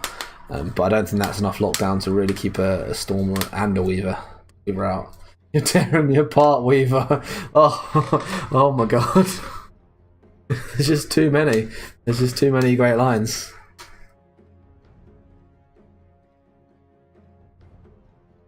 You're tearing me apart, Weaver. 10 seconds remaining. Radiant team back. I really am surprised they keep banning the Lancer. I don't think it's that strong. The Viper ban against the Pangolier is good though. Stop being so hysterical. Oh, you're being hysterical. Can I'm gonna create an event in the old Facebook group. So we're gonna have just a bunch of people wearing tuxedos throwing a football around. So that's gonna be my I will hold that event at 100 followers. There we go. Every week I will add something silly. I will hold an event where people put on suits and throw a football around at 100 followers. And then fall over for no reason. Yeah, CK is meta as fuck, and that doesn't surprise me at all. And yeah, I know I was shitting on Pangolier. Let me just say, that Kunkka ban, can I get some more of that, please? Sign me right up. First ban Kunkka ever game. Seconds remaining. 5 seconds remaining. Chicken Pango, you're just a chicken. Cheap, cheap, cheap, cheap, cheap, cheap. Another group just throwing water bottles on the ground.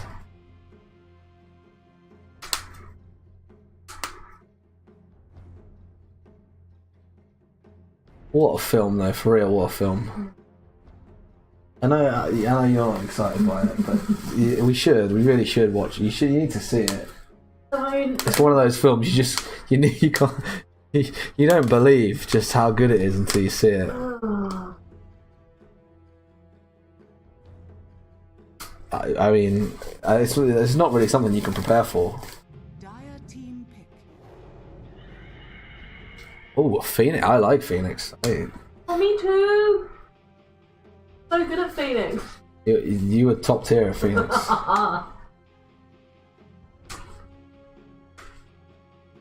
I think it's good against the CK because illusions don't count towards egg hits. 10 seconds remaining. And I mean, apart from I know the Weaver's got Geminate, but not actually that great at bringing down the egg. So I like that pick. And they banned the monkey. I'm guessing they've checked out the game they played before and made sure that the monkey was not picked because yeah, I think it was played really well on the uni offside last game. I think they did really well with it. Radiant team pick. Yeah, nice, simple.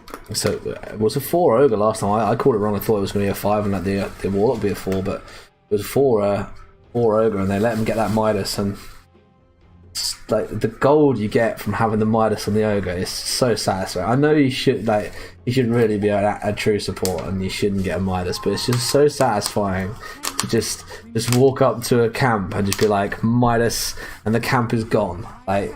Remaining. It's just, it feels so good.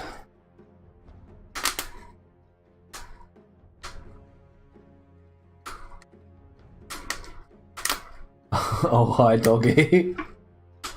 Oh, you're my best customer.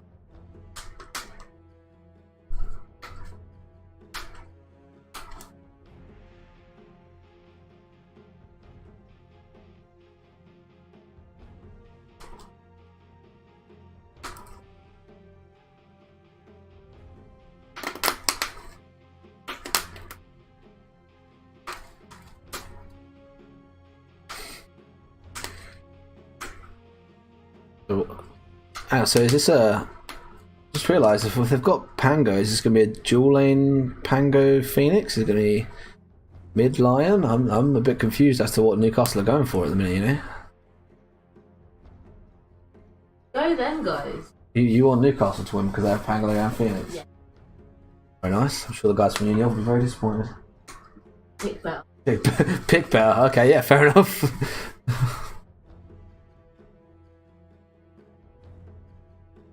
They now Newcastle is fuck and then babes. I don't think you could fit a puck into that lineup, I'm afraid. Of course. Unless it's a dual off lane. Team back. Puck.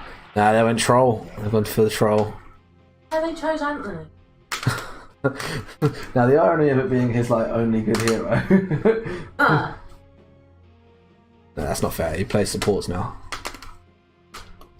So yeah, so what? So safe lane, Warlock, Lion, off lane, Phoenix, Pango. They're looking for a mid, or Remaining. not sure. Really not sure. 5 seconds. I could definitely see Unioff picking up the Storm here again. I don't know what they'll ban out.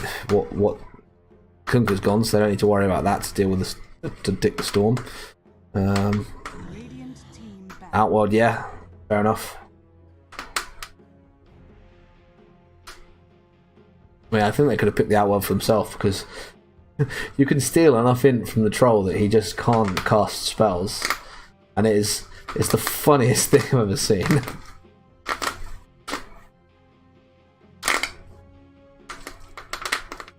seconds remaining. That popping is not microphone popping, by the way. I'm just sat here like twiddling with the old like poppy paper. I've got a problem. Oh, they banned the puck. Newcastle, who have Phoenix and Pangolier, then banned the puck. Are you upset now, Dobby? Oh, they're going to be my pals. No, they banned the puck. Could have had puck, Phoenix, and Pangolier all in one game, but What Dire team pick. amazing. Dragon Knight. Fucking ruined it. Dragon Knight. Yeah, okay, so 5 Lion, 4 Phoenix, off lane Pangolier, and then yeah. DK troll. I'm not convinced they've really got. I don't know. I suppose you rely on the troll for the damage. Yeah, they've got the lockdown. I suppose I could see Storm being a problem though. I know he doesn't do a lot of damage into the Dragon Knight, but without a perfect. Oh no, the Hex and the Lion stun on the DK. Maybe a silence from Pangolier. I think that could do work.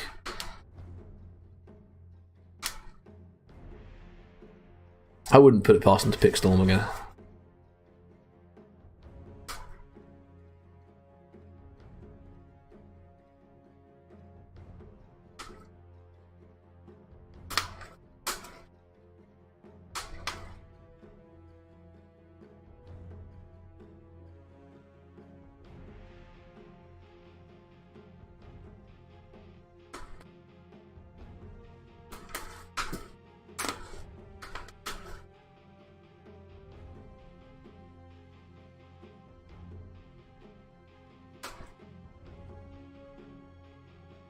taking my time about it, so they're not set on a mid hero.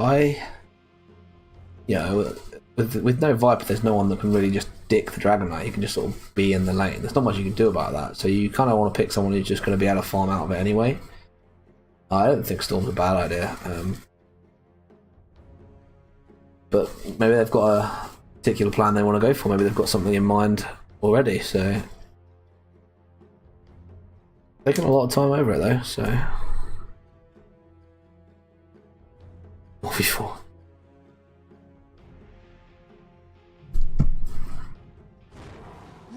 Oh, okay. So, so my idea here is the keyring giveaway.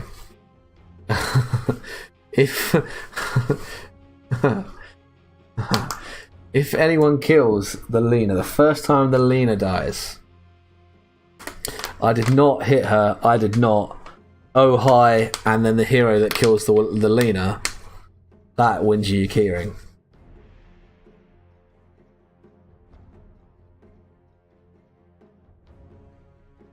So let's say it's it's KQ on the Dragon Knight that kills her. So I did not hit her. I did not. Oh hi Lena, or oh hi, whatever hero. Oh, sorry, oh hi DK or whatever. But yeah, that is going to be the keyring giveaway. So spam it in the chat. I did not hit her. I did not. Oh hi whatever. That wins you your keyring. And with that, we will get into the game. So on the Radiant side, on the Newcastle side, we'll see Pangolier handled by Mitko. We'll see Radderry on the Phoenix. We'll see KQ take that Dragon Knight mid. We'll have Morby on the Lion, and we will see Tifty take that Troll Warlord. And on the Union side, Mini Veyron will once again take the Weaver. We'll see several kilograms of Ritalin on the Ogre. Datagram's going to go mid this time and take that Lena. And we'll see Daddy Donald on the Shadow Shaman with Neil Overall, Jerry Dungaree's son, on the CK. Yeah, and already we've got the Phoenix coming really aggressively into top. I mean, when you know you've got the option of dive, you can go quite aggressively, but there's a lot of lockdown in that. The Shaman grab and the Shaman grab and the CK stun, that could be vicious. You right over there? Sounds dead.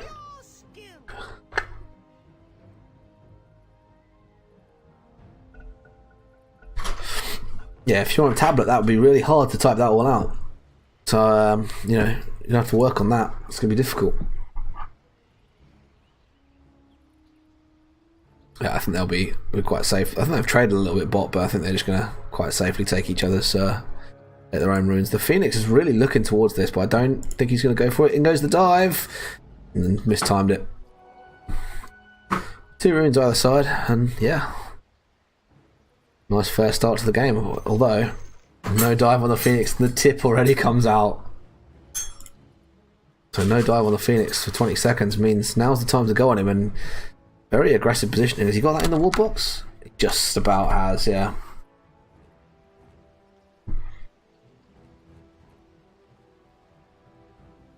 So there's a lot of lockdown on this top lane, so there could definitely be kills on the Radiant side, but they do need to be careful of the damage out from the Pangolier Q, because it is aids, especially if you've got the lucky shot. Like, and mid, that's a pretty stable match. I think the Lena can't really kill the Dragon Knight, but I think the Lena's got the range advantage. That it's a fair enough matchup. But I think the Lion needs to get a good stun to Hex, and they can kill the Weaver. But a lot of harass going to come out from the Ogre, so that's going to be a difficult one.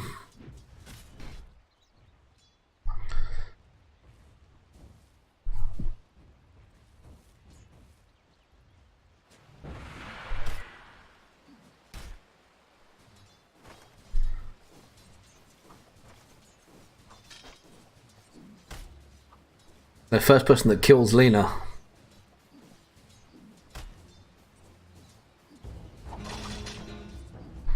First blood. Thanks Oh. and have fun. Well.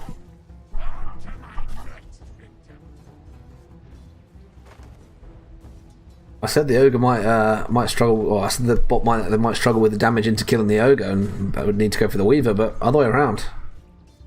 Completely missed first blood because I was not expecting them to do that. But a kill onto the troll.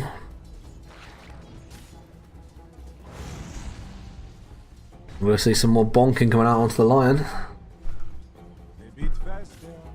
Aggression into the Lena mid, but no health, no mana left on the DK. But Soren going to come out and damage straight in onto the Weaver. He needs to get away from the tower. He's just tanked like 5 tower hits, and you don't really have the life to spare. You get hexed, you're going to get right clicked down. There's aggression out onto the Phoenix. He's going to have to back away a little bit, and it's an intense start. And then comes the stun. Does he have the hex? Doesn't follow up quick enough because he doesn't have a way of stopping that Weaver from just running away. Oh, and they go on the Phoenix top and get the kill. And he doesn't have the damage to finish off the Shaman as he runs away, so evens out a little bit. Take a quick look at last hits. DK definitely getting the better of the last hits mid, but I think Lena's not necessarily doing so bad. But now with the Soul Ring and the DK, he can just he can mana spam, and yeah, going relatively well on the side of Newcastle so far. I think they're quite happy with what's happened so far.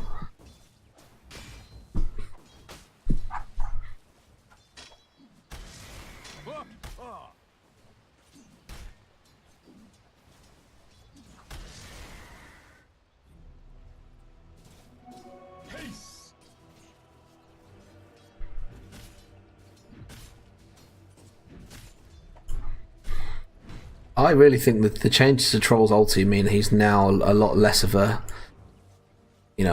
tempo carry. I actually think that ulti means he can really go toe to toe with like any carry basically.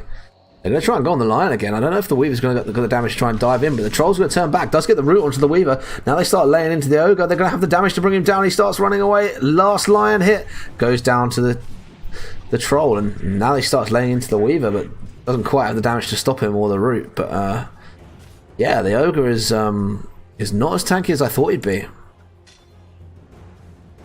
And Shadow Shaman's right click proving to do quite a lot of damage into the Phoenix, and the Aether Shock just pops him. Pango just cues his way to safety, but he's still going to keep getting chased down by this Shaman. He's not going to let him just stay in the lane and farm. He's going to be aggressive. They're pinging him out as if they want to turn and go on him. Oh, great move from the Pangolier to get away there. And runes go even. Ogre looking to come around and look at this Phoenix mid, but just throws fire into the DK and just gives him a bonk. A nice friendly bonk there. Oh, and that Lena is so low. 36 HP at one point there. Bottles up, brings the Knolls back in, and is quite happy to stay in the lane.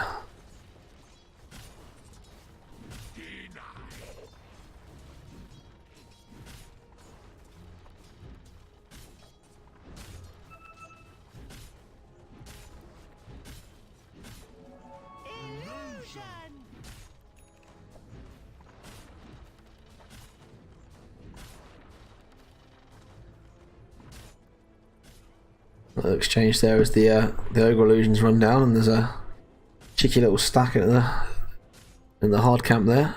Bit of aggression out onto top. They've got the Pangolier low, but I don't think they've got the damage to kill him unless the Aether Shot comes in just after that damage reduction. It's okay. 6 now on the Lena. There's the power of the lucky shot disarming the CK. Ogre coming over. They're going to try and commit onto this DK. Lena has the ulti, has the mana for it, but isn't going to come in. The ogre's just going to run over and bonk into the CK.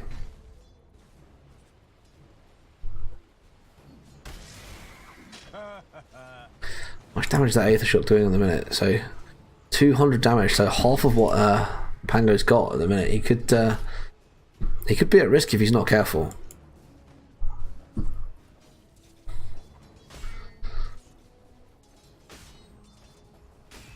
Oh, so yeah, mid definitely favouring the DK. The Lena's got a lot worse out of it. I thought with the range advantage she'd do a lot better, but I think the DK just being able to get in Lena's face and just like fire breath her away, so she can't really last it as well.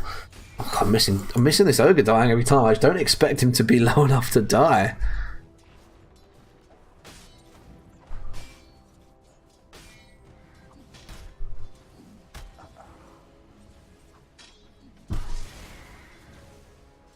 Well, it looked like they were thinking about going for the dive there, but Shaman just got to tank some tower hits. So it's aggressive position from the Phoenix, trying to get around and go on this Lina. I think spotted out, and now the Lina going to try and go straight on the Phoenix. Does use the pot, but dives away, and the last right click's not quite going to do it.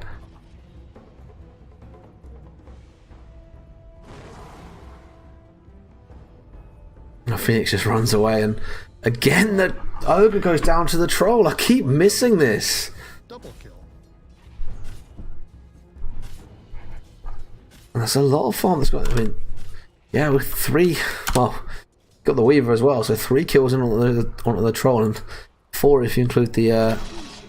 Well, 5 now on the troll, including the ogre from before. So all of Newcastle kills have got straight onto that troll, and is there one hero you really don't want to be giving early farm to, because you just get on top of one of your heroes and starts bashing the crap out of them.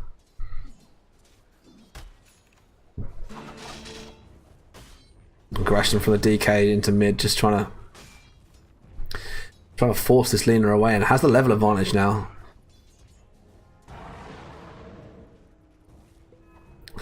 Two wards just placed basically on top of each other. Pangolier goes forward aggressively onto the CK. Stun does come out, but I don't think there's enough damage to follow up. TP rotation does come in. The Phoenix has dived a long way forward, and now he's a long way behind where he needs to be. CKO, he has been popped. Lion does use the stun, but the Phoenix just dived so far forward and couldn't come back to where he was, and just had to get himself killed.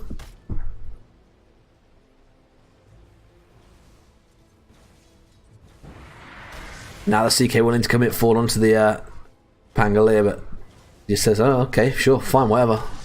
You haven't got that much damage. Lions sticking around here. They're looking aggressive and they want to go onto the Shaman. Lions running a long way forward, going to get Hex before he can drop the stun. Now does get it out. Pangolier roll comes out, bashes straight in, goes into the CK, runs into the trees to try and get himself an extra stun. Coming back, the Shaman's so close to bringing the Phoenix down, but doesn't quite get it. Now the CK running back over. He wants this Phoenix. How long on the dive? He's got 20 seconds. Going to get pulled back, and one hit from the CK is enough.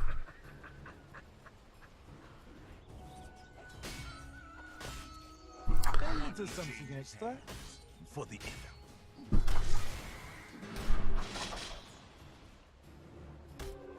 Remember, it's I did not hit her. I did not. Oh, hi, hero on the first person who kills the Lina. Don't forget that one for the keyring winner. That, and if you're not already following, when I make 100 followers, we're gonna get ourselves. We're going to get some people some Runs for Sandwiches t-shirts. Aggression going at the bot. Troll's going to dive. He's going to go down to the tower, but starts laying into the ogre. Doesn't have enough damage to bring him down before he dies, and 6 kill streak goes onto the Lina, and that kind of makes up a little bit for not doing quite so well in mid. He's still struggling on net worth against the DK 600 down, but definitely nice to make that up. Middle tower is under attack. And while the Lina's been away, the DK just laying into the tower. Aggression into top. Grip goes onto the Phoenix. Stops the Pangolier from being saved by the Phoenix. He does get the bash and bashes both the Shaman and the CK. In comes the egg. The roll goes between the two. They're going to try and lay into the egg and bring it down. Don't manage to do so. The stun going to come out just in time to stop the CK from killing it. And the troll there to pick up the... Well, not pick up the kill, but help the Phoenix out picking that up.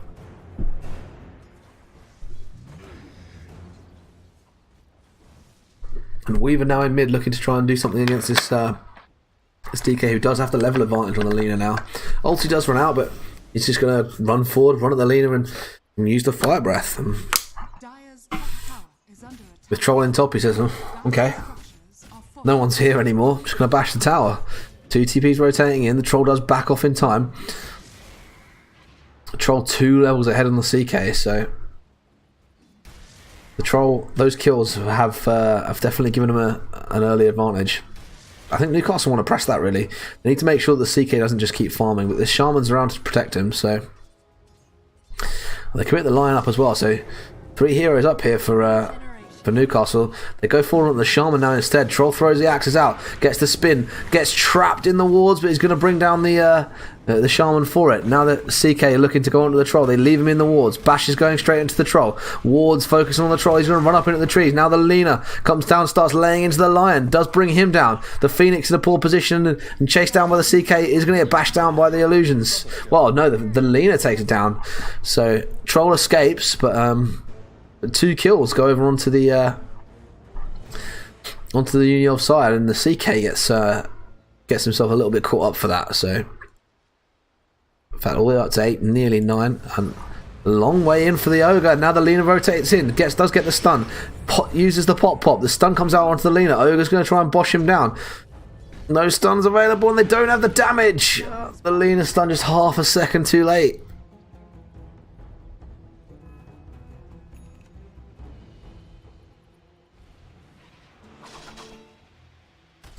So Alina not committed to try and kill that DK, but he is tanky.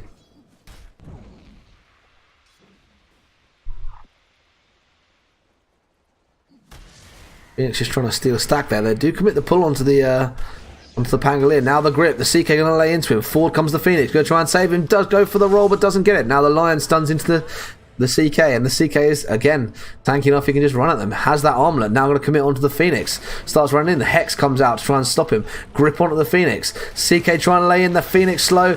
Does go down, but the Lion ult pops the CK in return.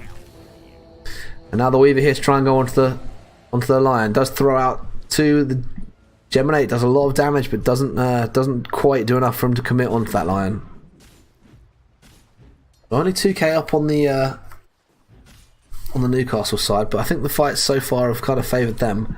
There's a lot of farm on this Troll. Yeah, only 800 away from, 600 away from his Battle Fury, and then his farm starts to go through the roof. So I think Uniov need to do something, commit to something to deal with this Troll, because they don't want to let him start taking the game over. Yeah, they've got the farm on the CK to fight this. They've got the armlet already. You're looking to go straight into the Echo, which is a huge amount of burst, especially when you get if you get 4 illusions, you can really so you can just take a support out of the game. And the armor on DK, just Lina can't do anything to him.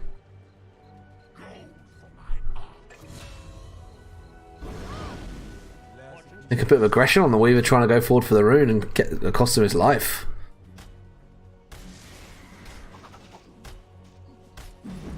Troll can just dive under the tower and go for this Ogre.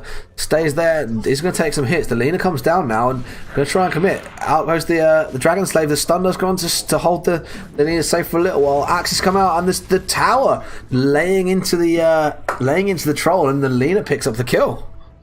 So a little bit overconfident from the Troll, maybe. And great fire breath straight onto that Weaver. I don't think they realise the Phoenix is here in support. Weaver's gone a long way forward, and the DK can turn now and start laying into the splash damage straight onto the Ogre, and now he's low as well. Burn from the Phoenix gets him twice, and Ogre is tanky, but just tanky enough to survive. Lina is in behind, tries to drop the stun. Egg is committed, and the flame breath just roasts the Lina. And then my bad in the from the chat wheel. So thought he had enough, but apparently not. Now the Shaman is here, goes for the Hex onto the DK, but there's 3 heroes here. They burst the Weaver. Now they can turn straight onto the Shaman. The Pangolier comes round and makes sure the DK gets the kill, and they lay into tier 2 already. And only CK and Ogre alive. And they can see the CK as well. The wards are there. Bottom tower is under attack. And he makes the right choice. Bottom tower has fallen. Fire goes out onto the DK, but the laser just keeping him alive. Phoenix laser just, well, it's a DK. He has regen, he has armor. All he needs is extra health, and Phoenix is there to give it to him. Dire's bottom tower. Oh, and they're rounding the Lena, and she's isolated. 4 heroes there, drops the stun and doesn't hit anyone. Lion Pop comes in, and the flame breath takes the Lena away. And now they move around to T2 bot. Dire's bottom tower is under attack. Look at the damage coming out from that troll. Dire's bottom tower. And the grip on the Lion. The Phoenix laser just keeping him alive. Fire comes out from the Ogre, but that's not doing enough. Dire's bottom tower is under attack. And they try and pull the DK back under the tower. Great Hex from Lion to stop him. CK ult not available for 15. DK just comes forward and says, okay, fight me.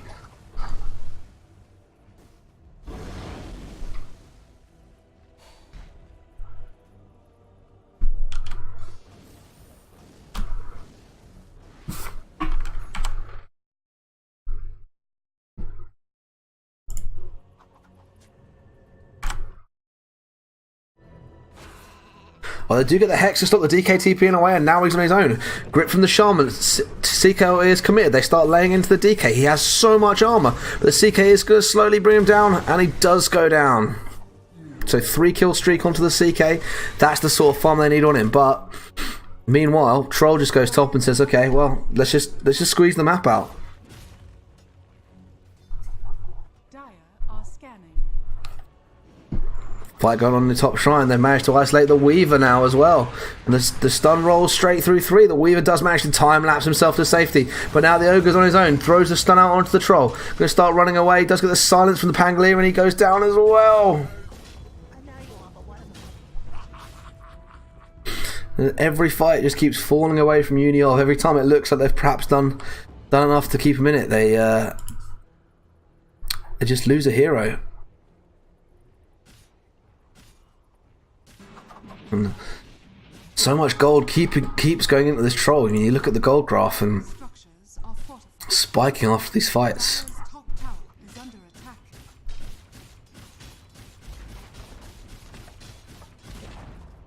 And Top tower has fallen. I mean, the Weaver looking to go for this Maelstrom and perhaps do what he did in the previous game and rat his way to keeping them in the game. I'm not so sure he can do that. He needs to be with his team to fight.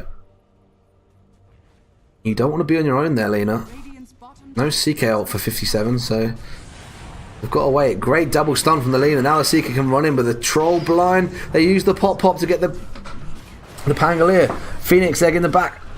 They do manage to bring it down with the Lena. And now the Troll overcommitted as well, and the Lion. Oh, well. I think DK perhaps maybe shouldn't have died. I've just realised I still have a gold star stuck on my head.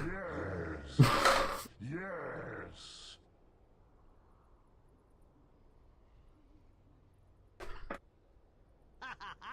That was unfortunate for Newcastle. Impossible kill. Radiant's bottom tower is under attack. So a great choice from the Weaver not to go for the rat and come and help his team. And does mean a big swing. I mean, I say that you look at it starts to point down now, and Union can start bringing themselves back into this game. Got to take more fights like that. They've got a lot of very defensive wards out, but look how aggressive. Look, this ward from Newcastle is lovely. That one, I mean, that's just a given. I'll take that. Aggressive from the Pangolier, but has to back away. The Ogre is actually at a higher level than the Pango, so the grouping up from Newcastle is it's leaving them, well, not struggling for XP, but leaving it concentrated on their cores. I mean, you look at the Troll at 14, but 11 on each of the rest of the heroes apart from the DK, whereas there's a bit more evenly spread on the Union side. Well, with the exception of Shaman, who is only level 9.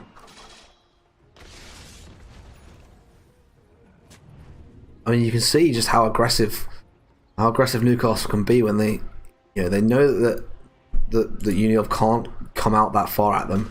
I mean, even the CK trying to run down the DK, he's not going to win a fight against him because he's just too tanky. I mean, maybe if he committed the ult, but Newcastle quite happy to just farm the dire side jungle. They've got it so thoroughly warded. They can just keep doing this, keep waiting for people to head into the jungle, keep getting picks, and then take the fights when they know they're at an advantage. They're pinging out the ogre. Lion's a long way forward, throws a stun out but doesn't get it, and the ward's immediately pinged out. Dire's top tower is under attack. And they commit down onto the DK in bot. CK laying into them. They've got the laser to try and keep him alive, and does keep him alive long enough to TP away. Now the Pangolier is in support. Not sure he really wants to fight against the CK and the Weaver. Uniov try and use this space and bring the CK top. Runs forward looking for something, but perhaps a bit too far away. And you do occasionally see CKs pick up blinks, but Lena burst in the Phoenix in bot, and now they bring the troll down. And how aggressive do Uniov want to be? I think they've made the right choice. Take what you can get and leave, because support is coming. But this is swinging. This game isn't over yet.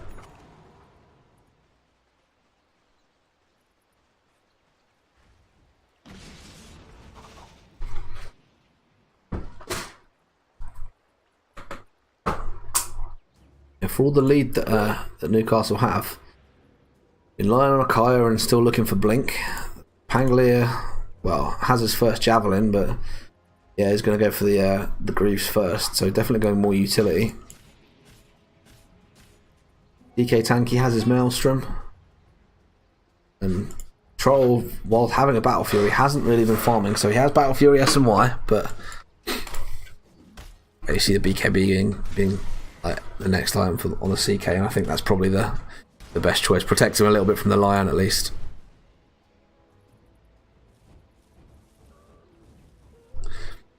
And the dewarding from Uniov to clear their jungle out just hasn't quite picked up all of them, so they do know that there's at least two heroes just passively farming away there.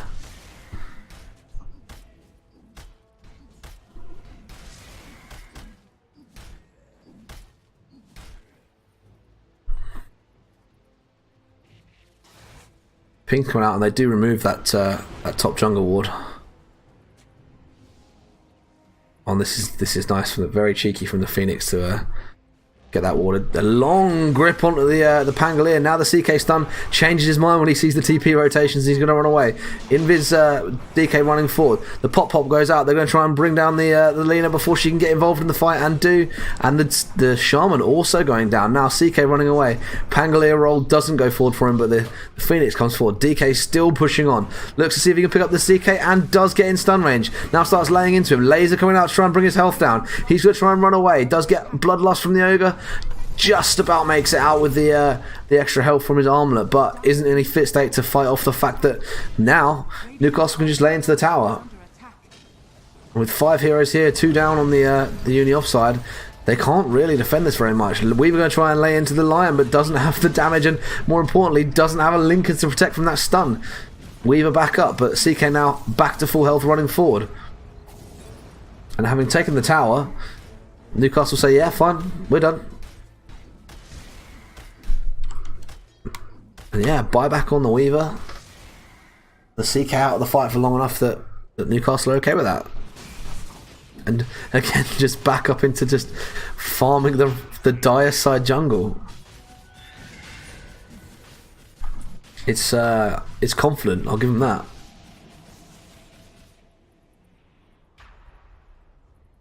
Oh, and straight into the Roche with the troll. But there's no contest from Uniov because they know they can't get out quick enough, and they know they can't really fight it.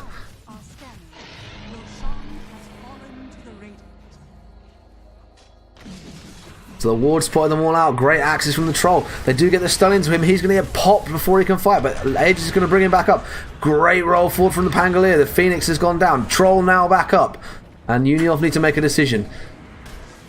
And they decide to keep going forward. Great 5-man stun from the Lion. Grip there, and the Lion's going to lose his life for it, but that stun, absolutely perfect. Just stops Uniov from pursuing any further. And I mean, yeah, they pick up 2 kills, but that could have been a whole lot worse if they'd taken the troll again, or yeah, maybe the DK. That could have been very dangerous. But perfect stun from the Lion to limit what they get out of it. You know, they take T1, but Phoenix back up in 10, Lion back up in 20, and I think Newcastle are ready to fight.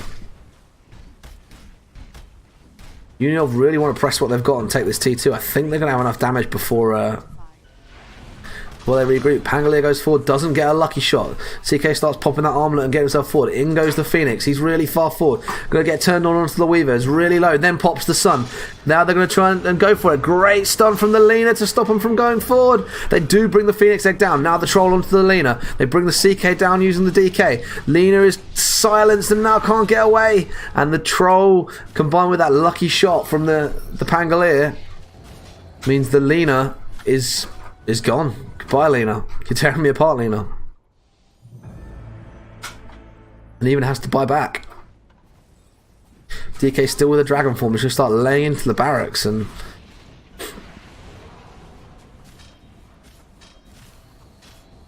the turn of focus onto that Phoenix egg meant that they just didn't finish off a couple of heroes. And so, okay, yeah, you got the Phoenix, but you didn't manage to kill the people who you really needed to. If you could have taken one of the cores out of that fight, maybe you had more of a chance, but you lose Rax, and well, Newcastle running forward. In comes the roll from the Pangolier. They've got the grip onto the cancelled. Lion pops him. Ogre buys back immediately. Pangolier rolling forward, desperately trying to get stuns, runs away, uses his Q. He's going to get caught, and the pop does mean they do lose the Pangolier for that fight, but and the roll forward, just stunning everyone and covering the retreat, and you lose a Pangolier for, well, Elena Rax. Their trade. Dire's top tower is under attack.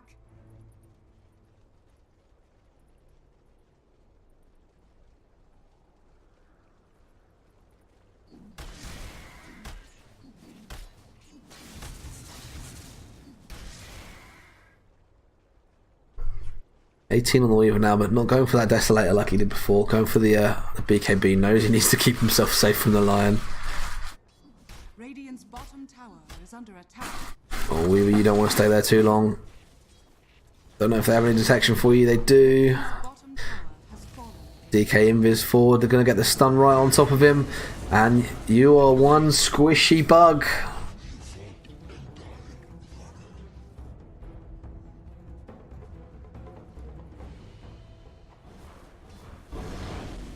And it's looked like it could have changed at a few points. Every time there's a big fight, it almost looks like Uniov are going to stay in it, and then something just turns it around. Oh, the little pictures of him just. Oh, hi, Mark. Is under attack. It really is a vision battle going on in this top jungle. They're trading back and forth. Who has control over it?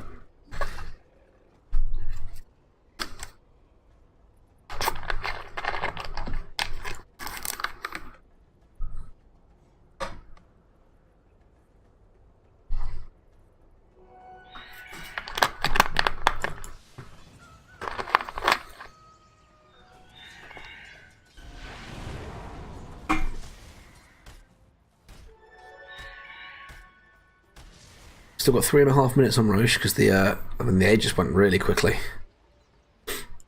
But well done, man. Well played. 6 wins and 2 losses. Hype. Hang on, 6 wins. You mean 4 wins, 2 losses, right? There's only week 3.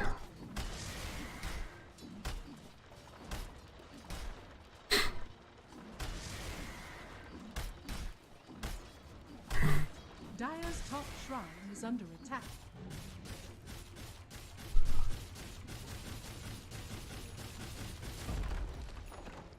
Dire's top shrine has fallen.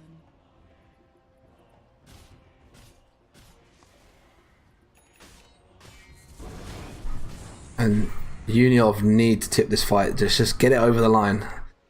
Too many times in the last couple of team fights, they've been so close to getting the fight into a point where they can start tilting it towards them, but stop the CK from pulling the lion back in. And now he's hexed, and he gets pulled back. Selena bursts him. Now they're going to commit onto the CK. Now he drops his ult, and that reveals that BKB and starts laying into the DK. The roll from the Pangolier is laying into him. All great stun from Lena. Now she can just fire out some damage. Ogre goes down, but no one on, well, with the exception of the Lion, no one on the Newcastle side has died. And they're going to chase the CK out of the base, out of his own base, and into the wrong place. Where are you going, dude? Root from the Troll tries to toggle himself through it. Meanwhile, in the top fight, Phoenix Egg gets committed. The hold from the Shaman stopping the DK from laying into the racks. The CK's brought back, but he has no ult.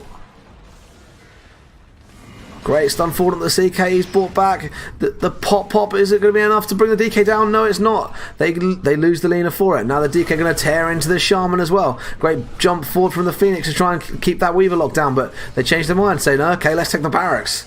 Shaman buys back. Dire's top barracks has fallen.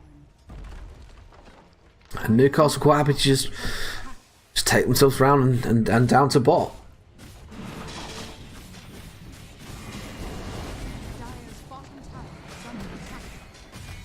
Oh, and the CK pull is going to be enough to bring the Phoenix down, but oh, and a great hex to stop the troll from going in too hard. Weaver goes down, Shaman goes down, the wards do get committed. The CK now running away because the troll is still alive though. Dire's middle tower. And a brought back CK toggles himself, but not toggling enough. Weaver buys back. They're going to now try and go on the Pangolier. He's quite happy to run away. DK and Troll just tearing into the towers. And when you've only got a Weaver and an Ogre to defend, you're going to get yourself killed.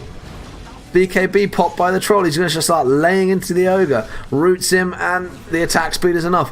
Now they're going to go for the Weaver. Goodbye. And GG called by Uniov. And you can see why. Dire's middle tower has fallen. Radiant victory.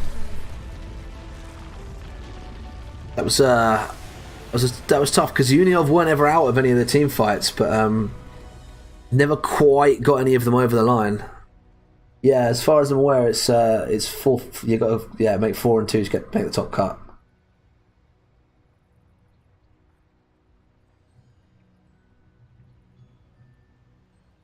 Yeah, the Phoenix Pango side did win. Yeah, so I don't think Uniov were ever played poorly in either of those in any of those team fights. I think they just never quite got any of the team fights over the line, and it was it was enough for the troll to stay in the fight and just start laying into people. I said it about fucking Pangolier, man. You know, he's horrible. You do need to ban it. It's just horrible. It really is.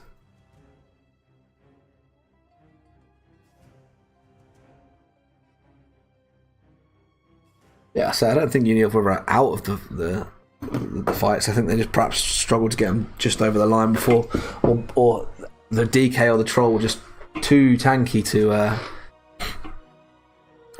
stop the damage coming out. So it's a tough games to see them lose that, because they say they weren't bad, just not quite. There wasn't quite enough damage coming out. I think perhaps was the problem. Yeah, 95 life steal troll. Well, this is it. You've got to kill him before he can get that attack speed to get up, and there wasn't quite enough to get it just over that line. Someone from Uniov want to let me know, how did they get on split wise? Did they get 3-3 or 4-2?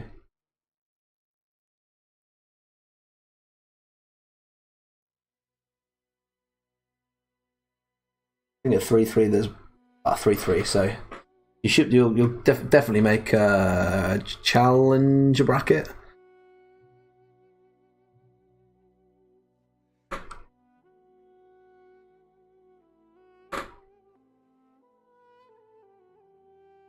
That's decent. That's definitely decent. So that's still the potential for a top 32 finish. You're still in the points for like new NSE Championship wise as well. Game is hard. Game is really hard. Show and Trent are still in the lobby. Can I? Oh, okay, maybe not. But yeah, games will go up on the YouTube channel very shortly. I will export them over. But they were both two really good games to watch. Those.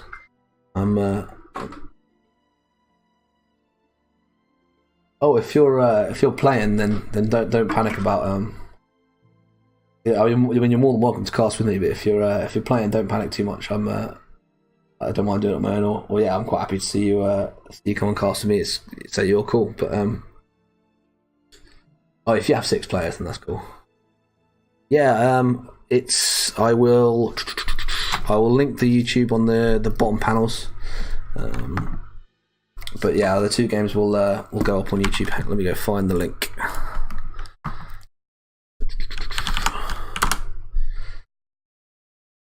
don't actually have enough subscribers on YouTube to make it a custom link, so I have to have some complete crap one. My channel, there we go. So I have to have some like mad link. But VODs will go up on there. So you get your two videos, those 2 games. And next week we'll have 4-2 puts Trent in challenger bracket, no champion bracket. So still the potential of winning the whole bloody thing. So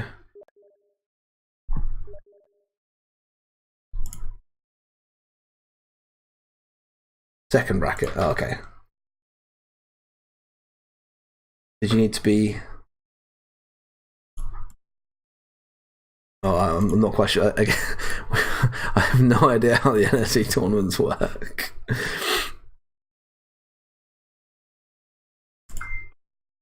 Oh, you lost. I thought you won. I thought you finished 4-2. Oh, 2-0 first week. You finished 3-3 as well. So yeah, so you'll end up challenger bracket. I'm pretty sure it will be without making challenger bracket. Where's the little There's a little image they've got that shows into full rules. Here we go.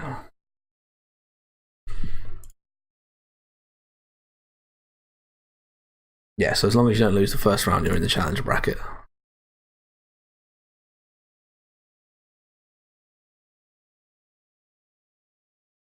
Might be cast as curse.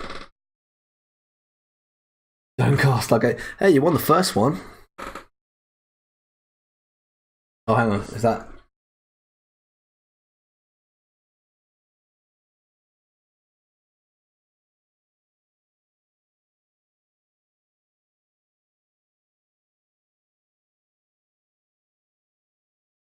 Yeah, of course. I put all the games on YouTube.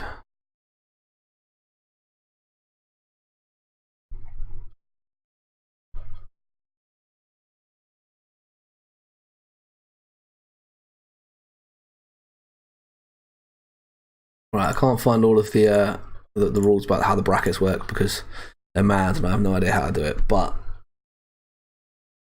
basically, well, I think both. Yeah, I think so. Top 32 is the minimum. Like I'm pretty sure if you're in, you're still potential. If you're in challenger bracket and you stay in the challenger bracket, you can still definitely make top 16. You drop out of that, it's still top 32 because it's bronze bracket, right? So, you know, there's still some top quality Dota to be watched. We have several weeks of top tier Dota to come. There'll be even more coming. Teams in the top group will need to go 4-2 to get in the championship bracket. Teams in the lower group need to go 5-1. Okay, yeah, so it'll be challenger bracket, not championship bracket. So, but still, yeah, top 16, very possible. Both teams, both like Uniov and Trent could go top 16. What do I need for your keyring? I just need either I need your address, so first line and postcode, or if you live anywhere near Nottingham, let me know when you want me to bring it to you. But you can whisper it to me, so you don't have to just out where you live.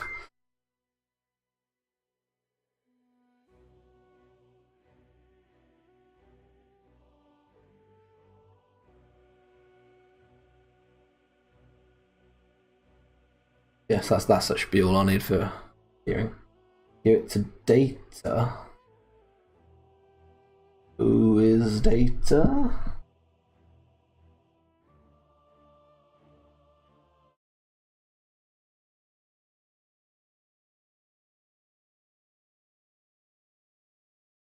Oh, of course. I'll have to. Okay, we'll have to get him to let me know where I need to get it. But yeah, I'll make sure I get that key to you or him or whoever it's going to.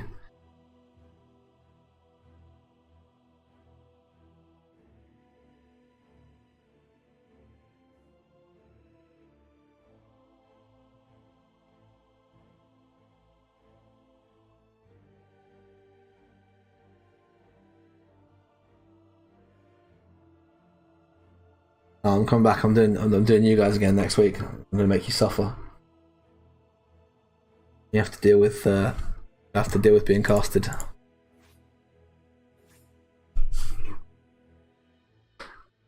I fly right in the face of the whole, quantum theory, and just say, just by observing, it doesn't mean I'm changing the outcome.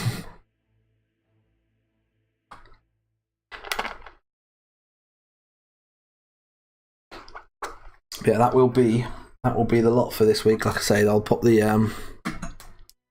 videos on YouTube ASAP. So they'll probably be on there by, well, I should think, tomorrow. Don't forget, if you're not already following, 100 followers, we're going to do the old t-shirt with the little sandwiches logo. And if Shotgun69 can let me know where they want all their prizes for 50 followers, because I need to post them over to you, because there is a painting and a keyring and the emote choice as well. We need to get the custom emote. So today I did both Unielv games. So I did Unielv against...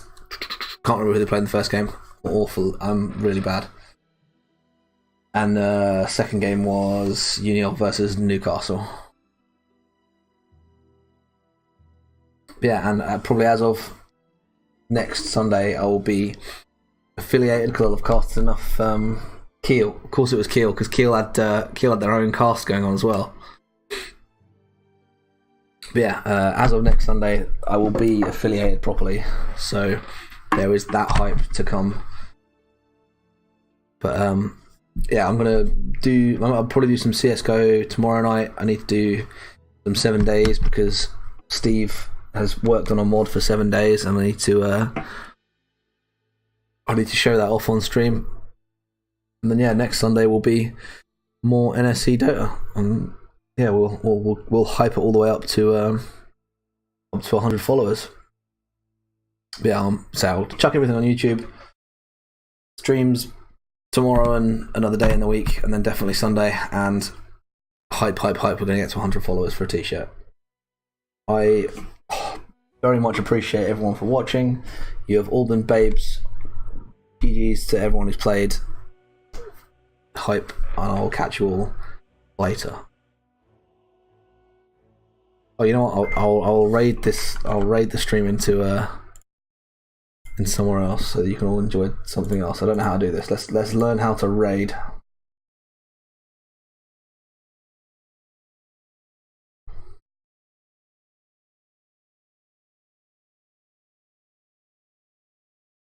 Oh, I don't even know how to do it. Maybe we won't. It's all that. Catch you later, guys.